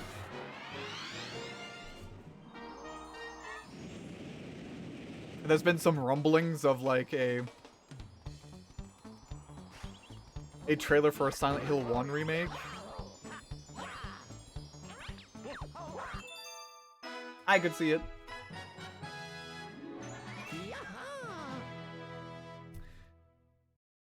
What would you guys want to see announced at the Game Awards? What is the game announcement that you want to see, that you want everybody in the world to see? That's gonna be like the best thing ever.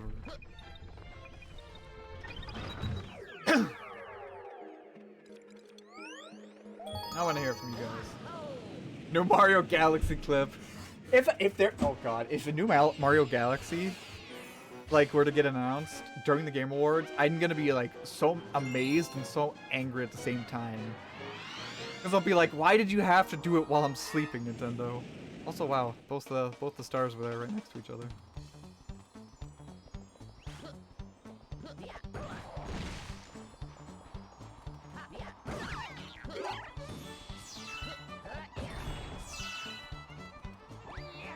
Ace Attorney 7. Oh man, that would be the dream.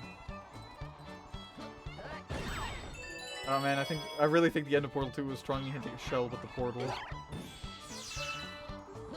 Wait, Shell with the portal? You mean like, oh, you mean like Shell being in the next Half-Life game?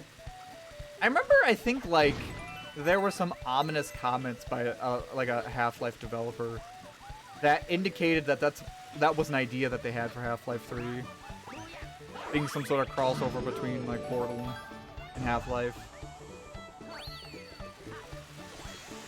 I could definitely see that. Oh, got it first try. Nice.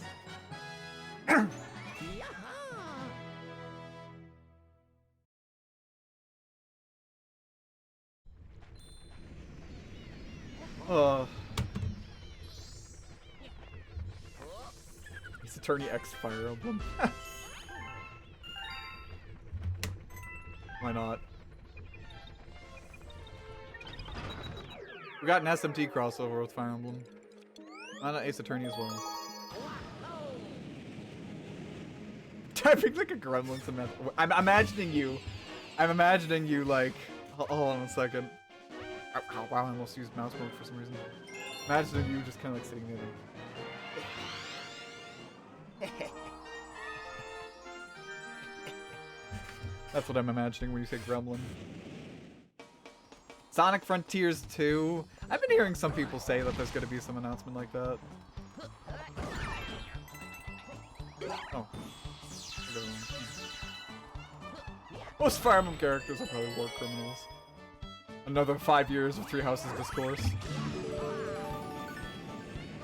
You think the franchises have to intertwine to move forward? That's interesting. I mean, I will say it is interesting that they made it so that way the games have a shared universe, you know? I almost feel like that would imply that you'd want to do something like that, right?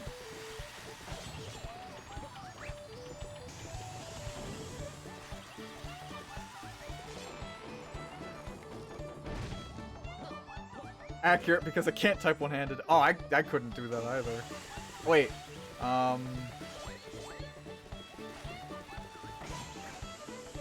there it is. I see the green star.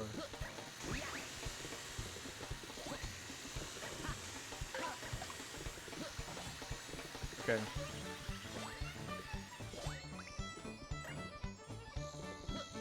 There we go. Peggle 3! God, if they announced it like that too, that'd be so funny.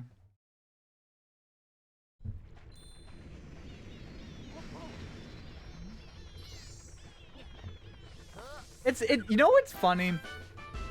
The Game Awards seems to be like the only the only big gaming event anymore that is like live, like a live broadcast. A lot of like, you know, a lot of like modern game events, like anything with Nintendo or Sony State of Play are all like pre-recorded. But the Game Awards is like one of the only things that there's actually like a live component to it. Which means you can actually have some funny, like, you know, things go wrong as well. Old E3 conferences had this charm of like things going wrong. The Peggle 2 guy, you know, Ridge Racer, Skyward Sword fucking up.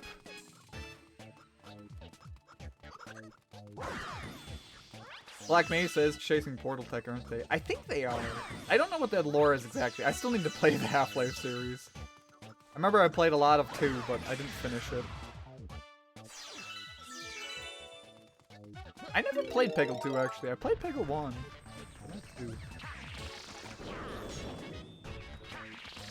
And they showed off the sodas, you were like, bruh. Oh, wait. Okay, it's not here. Oh wait, I think I remember where it is. Oh shit, I think...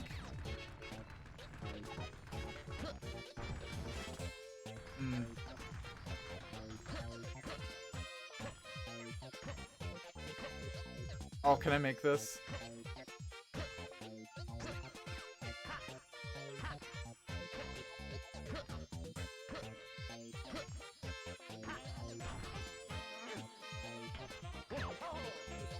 Oh, come on. Oh, the boulder boost! Hell yeah. Oh, God. Yeah, like the kid that snuck on stage a couple years ago. That was... I mean, I think that was a little bit of a questionable one. It was funny, but like... It was also showing like they needed to up their security so that way stuff like this doesn't happen again. Because like, what if that kid had a knife, you know? Game devs didn't want to be memed on anymore. Yeah, such a shame. Is this where they finally reveal Team Fortress? That would be so funny if the game that gets like a 3 out of all of them, out of all Valve franchises, is Team Fortress. I think like everybody would be like, would be collectively scratching their head. I know I would be. I mean, I like Team Fortress, and I would absolutely try out a Team Fortress 3. Team Fortress 3, Jesus, I'm gonna tell her. But I would be like so startled by it. Team Fortress jump scare.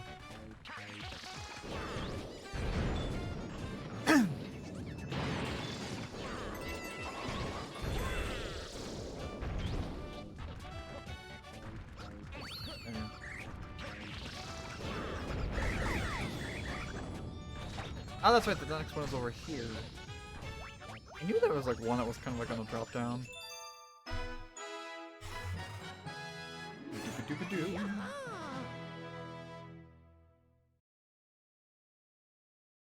Also, I like how you said, Frankinator, you enjoy the Muppets. I too enjoy the Muppets. I like that there's also going to be like another Muppet in the show tonight. All maps are based on Half-Life and Aperture just to rustle some jimmies. Oh, that'd be so funny. What? I missed one? I skipped actually the second one. Why are the Muppets always there at the Game Awards? I don't know. I'm all for it.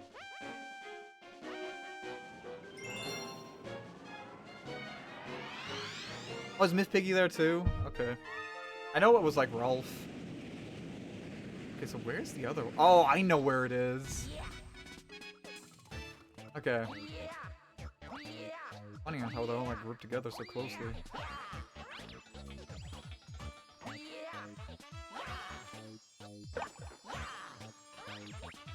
Oh god, that was some weird janky stuff. This one's kind of mean, honestly. Where's the Muppets game at? No, the question you should be asking yourself is, why aren't the Muppets in Fortnite yet? That's what I'm saying.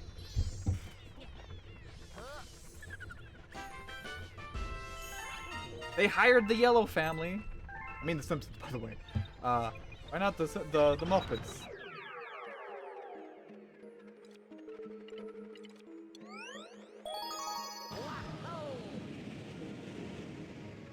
I would kill to see the old man Muppets riff on Beloved games.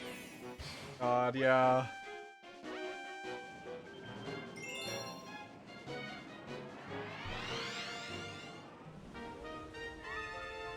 I wonder what it would be like.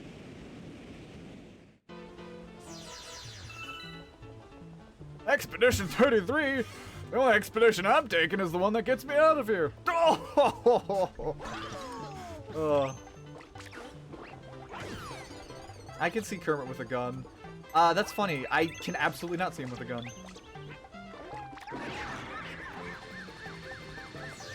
Poor little pacifist Kermit.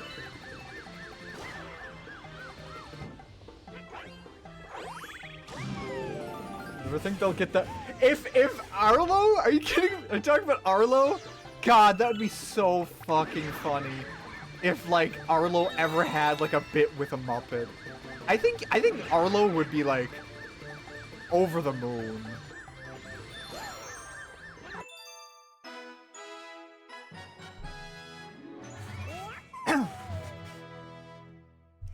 I mean, he must love the Muppets, considering he is one, basically.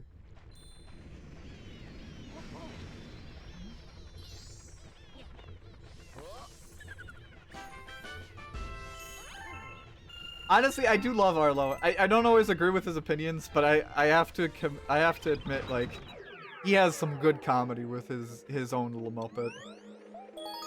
What? You met Arlo at a game expo once? That is so incredible.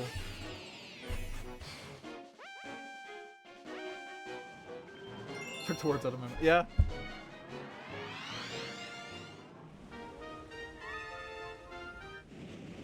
That's so cool. So, like, when you met Arlo, did he have the puppet? I'm going to assume he is. He did.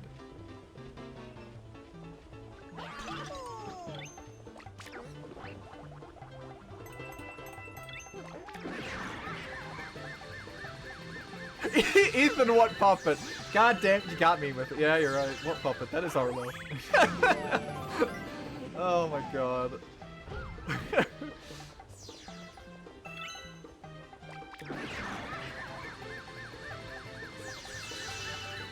I do always love and appreciate how people will commit to the bit for a Muppet, you know? Arlo was a person, though.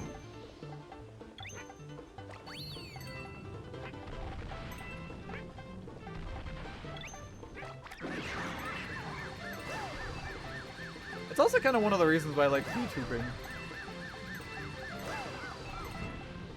Like, there's definitely a lot of VTubers who it's like, it's just them using a model and they will acknowledge it as such, but then there's like some VTubers who, you know, who will say like, yeah, this is me, you know, like a Muppet.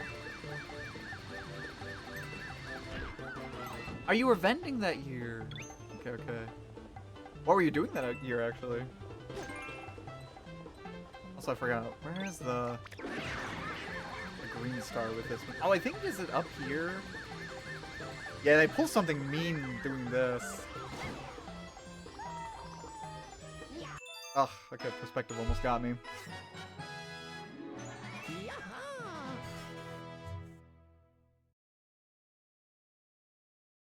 VTuber models scare me. I've gotten kind of used to them.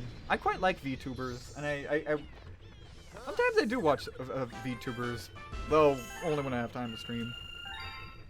It is, what would you say? I think it is tough to make a model that, like, what would you say?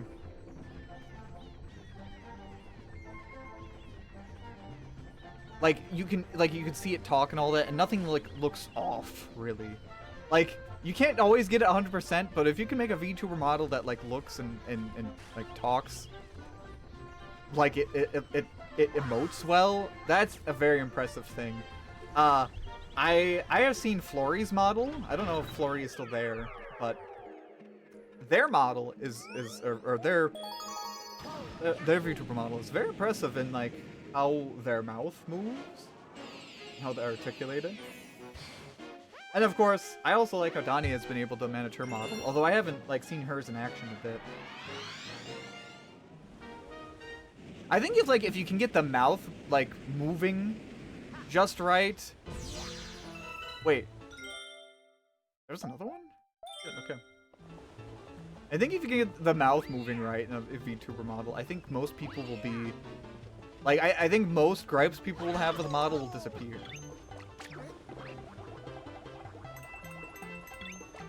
It's an art to get it right, yeah.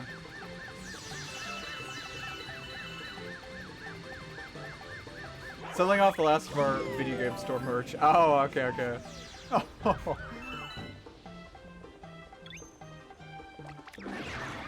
Arlo Muppet is how I recognize him. Okay, okay. That is so cool.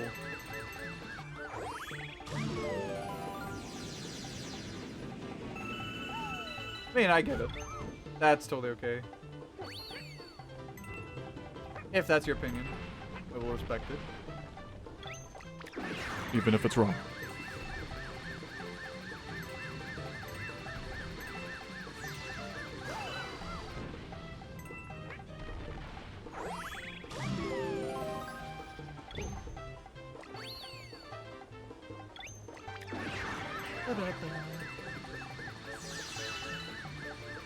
Where is the last green star then? I already thought that was the last green star.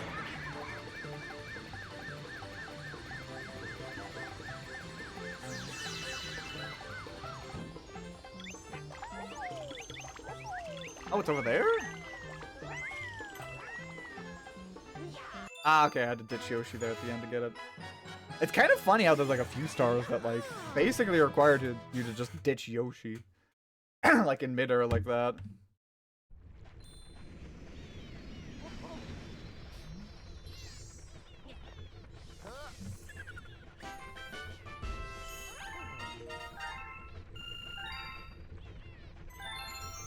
Okay.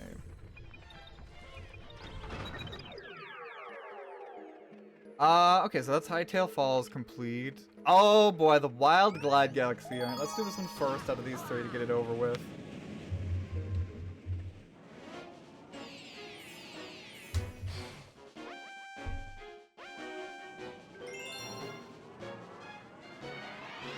So, a thought has occurred to me while I've been playing this. Like, we're moving through these green stars. We're moving through these green stars pretty fast. I'm sure there's gonna be a few that are gonna be harder. I almost wonder if there's a chance that the next stream could be the last Galaxy stream.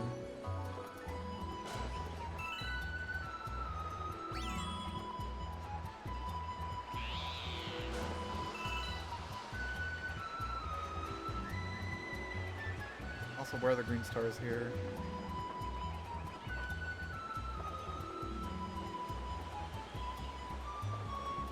Like, I feel like it's not going to be, but it could actually be that like the next Galaxy stream might at least be the penultimate stream.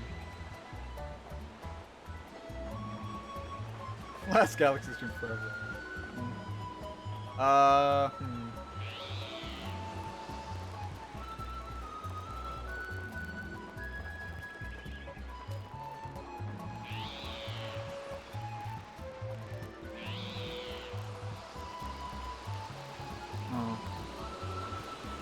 Oh, you fucking asshole! Alright, we're gonna have to die here. Yeah, the bouncing some models bother me. EC's model is locked on axis, so it can't pop up too dramatically. Yeah, okay. Getcha.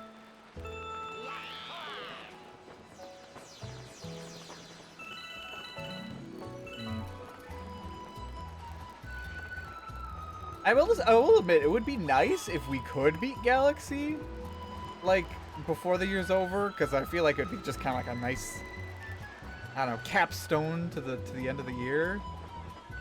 Oh, where's the green star? Oh, I see it, I see it, I see it. Okay.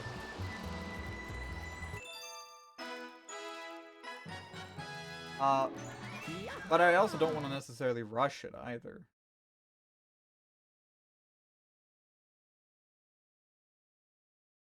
Okay, sorry, audio cut out. Sorry, every time I do that, it's because the audio is crackling on my side, so I think it must be happening on your side too, your guys' side too, but I'm not sure.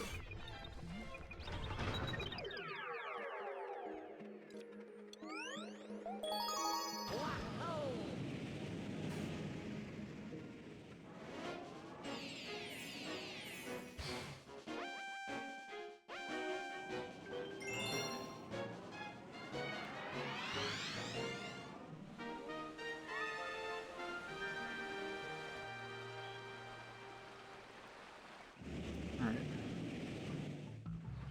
Oh, next star. Oh, I know how to glide this fluzzard. Fly, fluzzard, fly. There's how many worlds in this game? 7, if we count the special world. We'll probably get done with 2 of them today. If it's 2 in an hour, it kind of feels like that. And that means...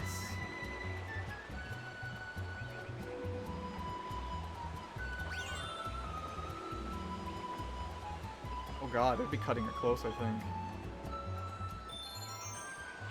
Mm-hmm.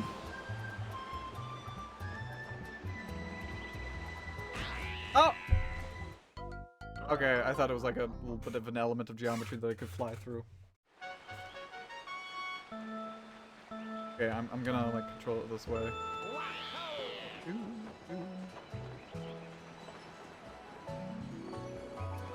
Just with my hands holding it a little.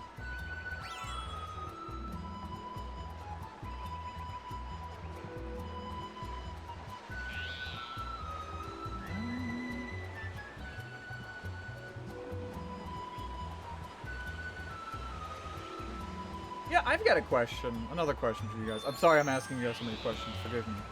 What was your first exposure to Twitch, actually? Like, how did you guys come to find Twitch?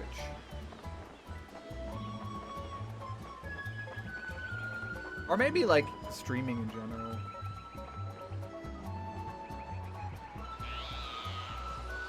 The reason I asked that, and I'll mention it just a bit. I can. Jeez.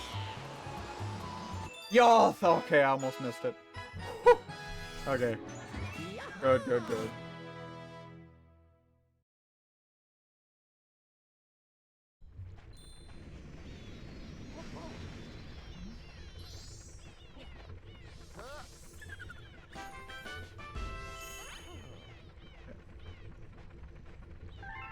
$149 stars.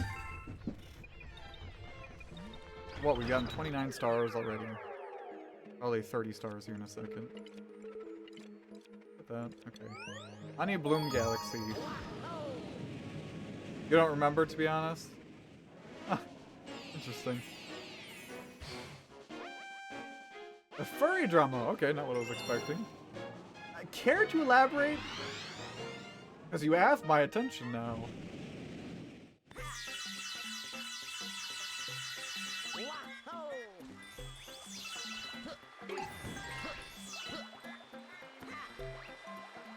Uh-oh. I knew it. I knew that was gonna happen.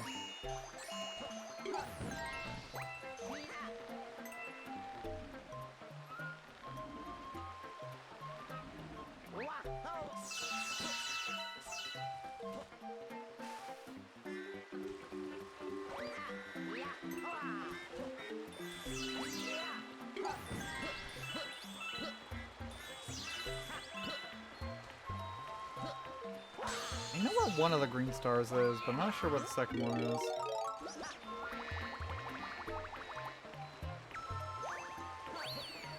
And not here. Okay, okay. You know what? That's fair enough. Not everything needs to be discussed on screen.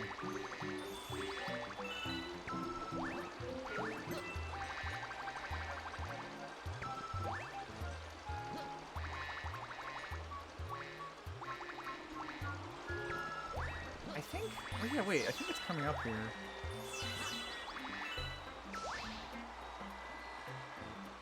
Wish I could see the camera now. A classmate of mine told me they were a live streamer here. I watched them for a bit, but then I saw there was like other games on here and I went and looked. I did not know I need to verify my email, so I just thought some chats were ignoring me when really they just couldn't see my messages. I did eventually run into a number of smaller channels who are now like pretty decently large last I checked, but I don't catch the streams all that often now. Oh. Oh. That's not what I wanted.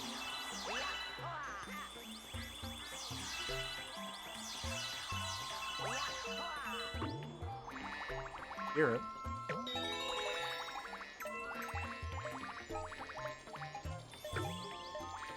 I see it.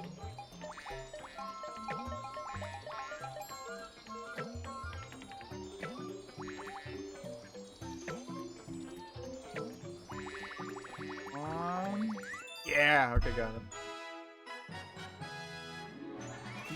You know, it's kind of if you were to probably examine some of like I think a lot of like bigger streamers, you'll see that I think a lot of them came from the early days of Twitch.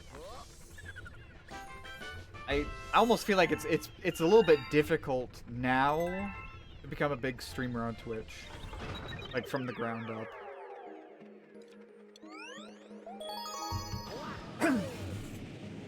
I remember Dawko, like, he hit it big early on. Like, Dawko, like, he I think, did everything right in terms of, like, becoming successful, which is, he found his niche, and he really, really, like, leaned into it. Because, like, at first, he was just, like, a Pokemon streamer. That's kind of how we met, actually. I think he rated me or so. Did he rate me? Or I rated him? When he was, like, streaming Pokemon Emerald. And then... what was it? I think we were both playing Pokemon for a little bit. We tried different games. We played Mario Kart together. I remember that. I remember he streamed the one Plants vs. Zombies third-person shooter. And then one time, I think it was, like, I remember him streaming Five Nights at Freddy's. And then he just kept streaming Five Nights at Freddy's. And that kind of stands out to me because it's like, I think, like, I mean, he definitely, like, leaned into his audience pretty quickly. But if I think about that... Oops. If I kind of think about that, it's interesting how, like, success can just suddenly happen to you.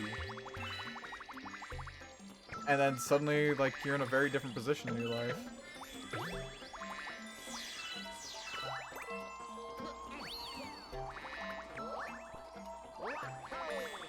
Because sometimes, like, I'll wonder if I just kind of...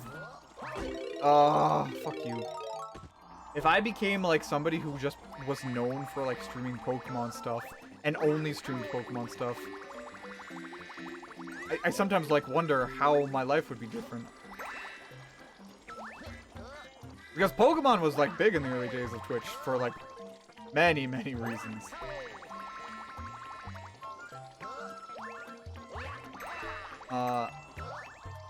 And I would say Pokemon still is big on Twitch. So sometimes, like, I wonder if I became, like, a Pokemon streamer, what would my life be like? Would I also end up being somebody who has, like, a YouTube channel? Or, like, a good chunk of viewers? No! I didn't want that to happen, game. Oh. So finicky. Am I gonna get hit with, like, the... Okay. I gotta die here.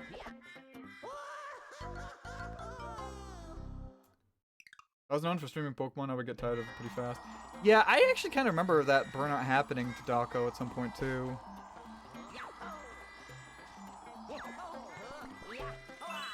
Also, this is much faster, Jesus.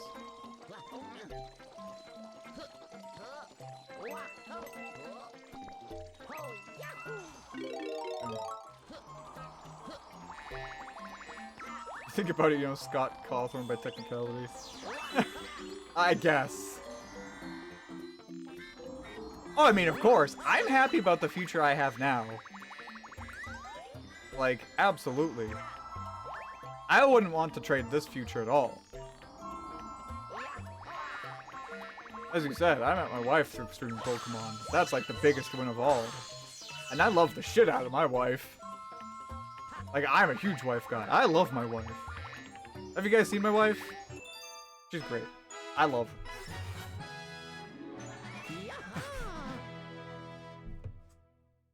It's just like thinking, like, if I leaned into Pokemon, what would my life end up being like, you know?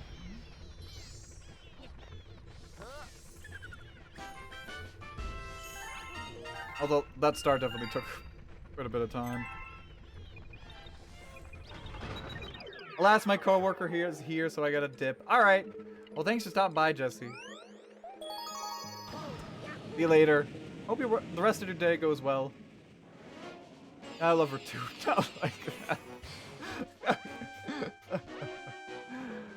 Oh, that's funny.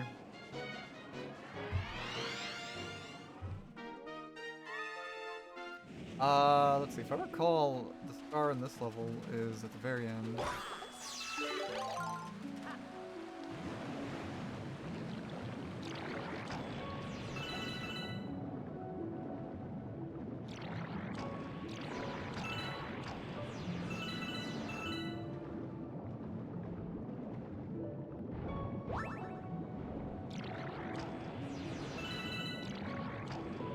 I don't know your wife, but she's cool. Thanks.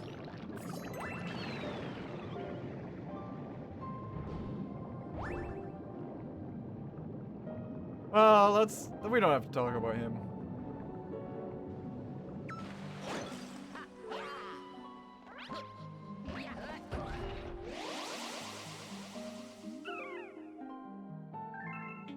Okay. There's the star. I'll see it.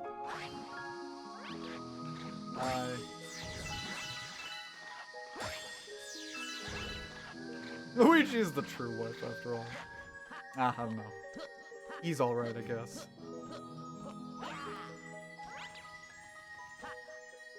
Okay.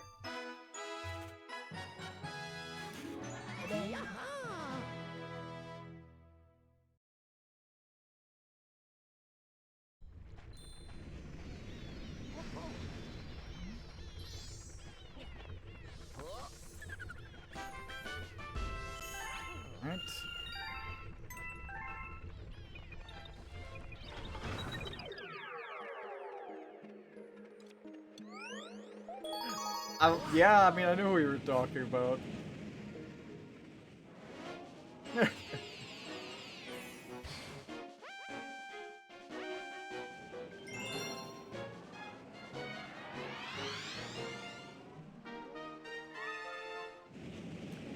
Don't worry about it, Alto. It's not that important.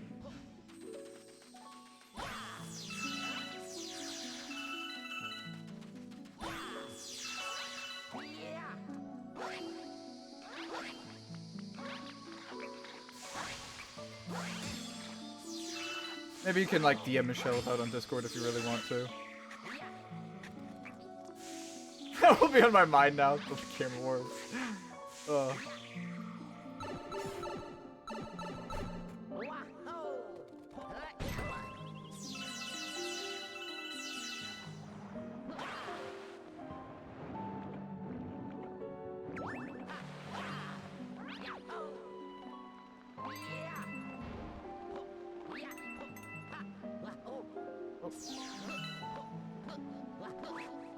Are both these stars like near the end of this level?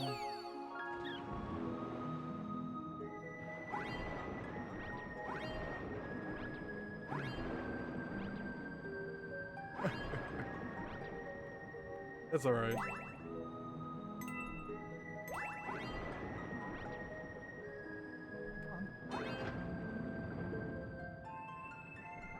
When do the Game Awards start actually? Like, in how many hours do they start? Because honestly, I want to kind of like make sure my notifications are like muted.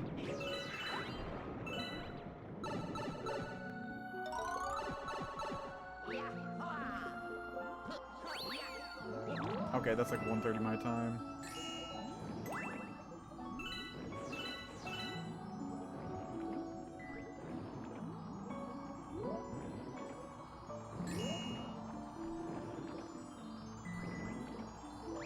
There it is.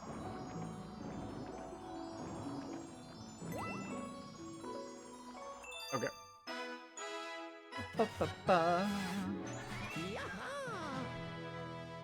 God, I think the last star is actually at the very end of the level.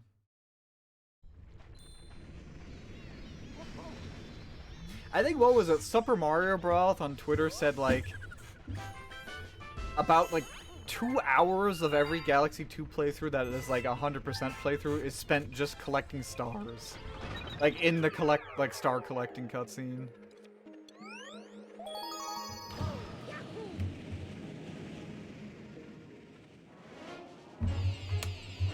It's like, boy, that's rough.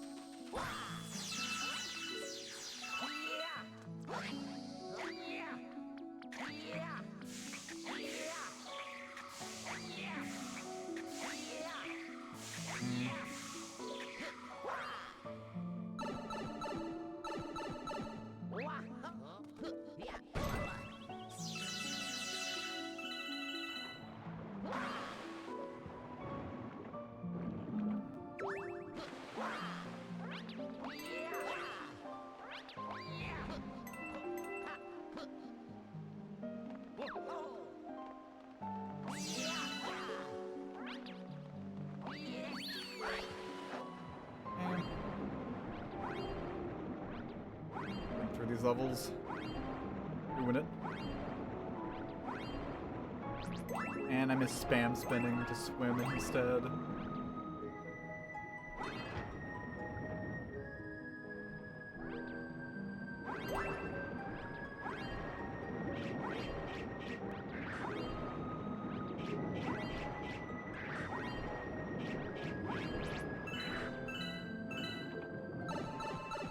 Maybe what I could do, maybe I'll actually grind star bits off stream or something.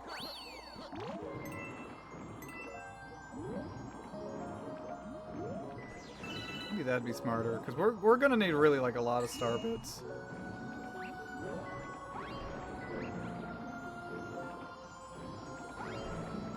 Just gotta make sure I'm not collecting these stars by accident.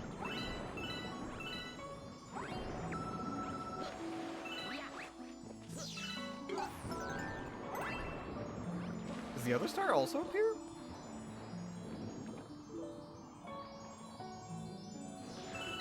I think I hear it. Yeah, okay, it's up there. That's good. That's not as far away as I was like thinking. We have to long jump to get it.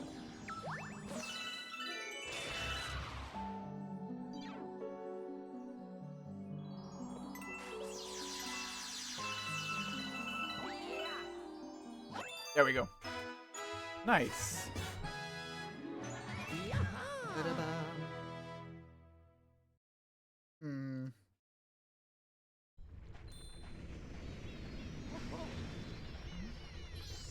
You know what, actually? I know there's like one more level where we need to get some green stars in World 2, but maybe what we should do to wrap up today's stream is read the storybook.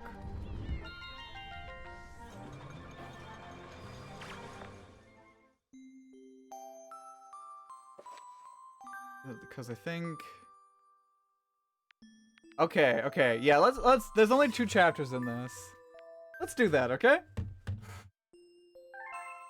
So, wrapping it up with storybook reading. Chapter 3, Hope. Lou had exhausted herself trying to become a star. It was just then that the Lady of Shooting Stars appeared. Becoming a star will not allow you to break free of this path. That's simply the nature of living within one. I'm sure that Maria is out there thinking of you too. And as long as you stay the course, perhaps she'll reunite with you. Even though she's not near, I'm sure she knows where you are. After all, she's your twin star. You share the same stardust. There seemed to be some secret to these words, hidden deep within her eyes. In truth, the lady of her shooting stars was reminded of her own past. She too was searching for someone precious she had lost, and she too believed they would one day be reunited. Finding your way without a compass or a telescope may be difficult, but hope is like a lighthouse. If you keep its fire lit, Mari can find her way back. The lady's eyes were kind as this message became clear. The stardust that flowed through Lugh glowed brightly and reminded her of when she and Mari were together. It felt just like old times. And with that, something changed inside of Lugh. Today, Lugh continues her journey aboard her spaceship, now responsible for a whole crew of Lumas. She's dependable in nature and impressive in stature, and all captains should be. The shy Lugh of the past is now just a memory. I'm Lubba, one half of the Twin Star Children. I carry the fire of hope across the galaxy.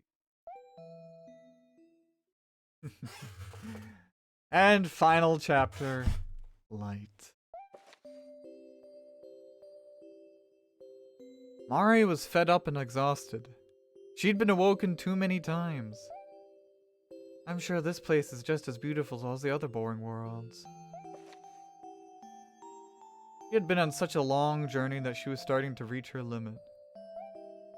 Her sense of time and space had broken down long ago. Her memories were scattered like a hazy dream. She felt dizzy, like the time she gorged on starbits and became overwhelmed by their sweetness. And then another time it felt like I was drowning in honey. Time before that it felt like I was trapped in a cage. Before that, I forget. Well, whatever. What? What? And then, just then, Mari spotted a red planet and decided to visit its residents. Hello there, how are you? This planet looks pretty old. In fact, it may have lived a little too long. Looks like it exploded any moment. The residents didn't seem to understand. They just ran away when she approached. But that's how it always went. So she just wished them well and continued on her way. May the stars shine down on you. Soon after, Mari looked out into space and saw a pink comet hurtling past. She approached and said, "Oh my god. Hello there. Looks like you're in a hurry. Life may seem long, but it actually moves pretty quickly. So moving as fast as you are is a great way to experience as much as you can." The comet replied, "You're a tiny one, yet you talk of life as a grown-up. Who do you think you are? And where do you come from?" Mari sighed as if she'd been asked those questions before. Who I am, where I'm from, I don't remember stuff like that. You really think those things are important anyway? Comet was so shocked by Mari's response it nearly crashed into a star. It's just pointless to remember stuff. We just repeat the same cycles over and over. So just forget about me, and I'll forget about you, and then we'll be both on to the next thing. Comet said, "You're quite the peculiar little one, out here on your own. You should go home to your mama." Mari scoffed as the comet drifted away. Mama? What is that word?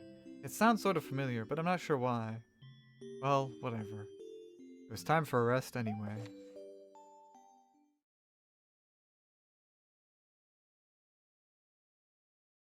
Next world Mari awoke to was pitch black. There was no life. The stars had yet to be born. The galaxy was just about to take shape. But even in a place with no light, with nothing at all, Mari wasn't bored. She would become a star again soon, so she just needed to wait. I remember hearing that a Luma can become a star in order to help someone special, but I've never served any purpose as a star. Who was it that told me that anyway? Well, whatever. Mari liked the endless darkness. She preferred it, in fact. Found light bothersome. What's that? Saw a glimmer in the darkness and a familiar feeling washed over her. Could that be Lou? It must be. I remember this feeling. I'm gonna find her. I'll seek out my other half, no matter how long it takes. She's out there somewhere, and I'll never stop searching. That goal in mind, Mari turned into a star again. The glimmer disappeared, and all that remained was the quiet of the darkness. The end.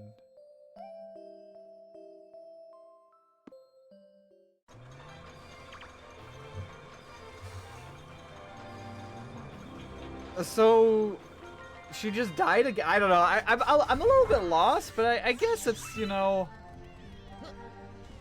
What would you say? I guess it means that they're both, like, trying to find each other in a way. But as stars, it's hard. It almost seems like...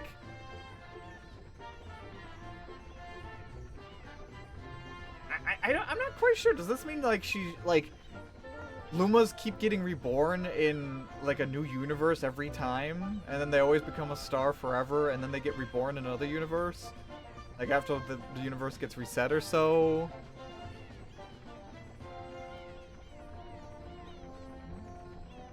I mean, it's cute that she wants to go find Lou, but it's also like, I guess that was Lou already. Why didn't you just go to her? It also said, like Mari was trapped in a cage, and I almost wonder if Mari is supposed to be Luma Lee, or something like Luma Lee.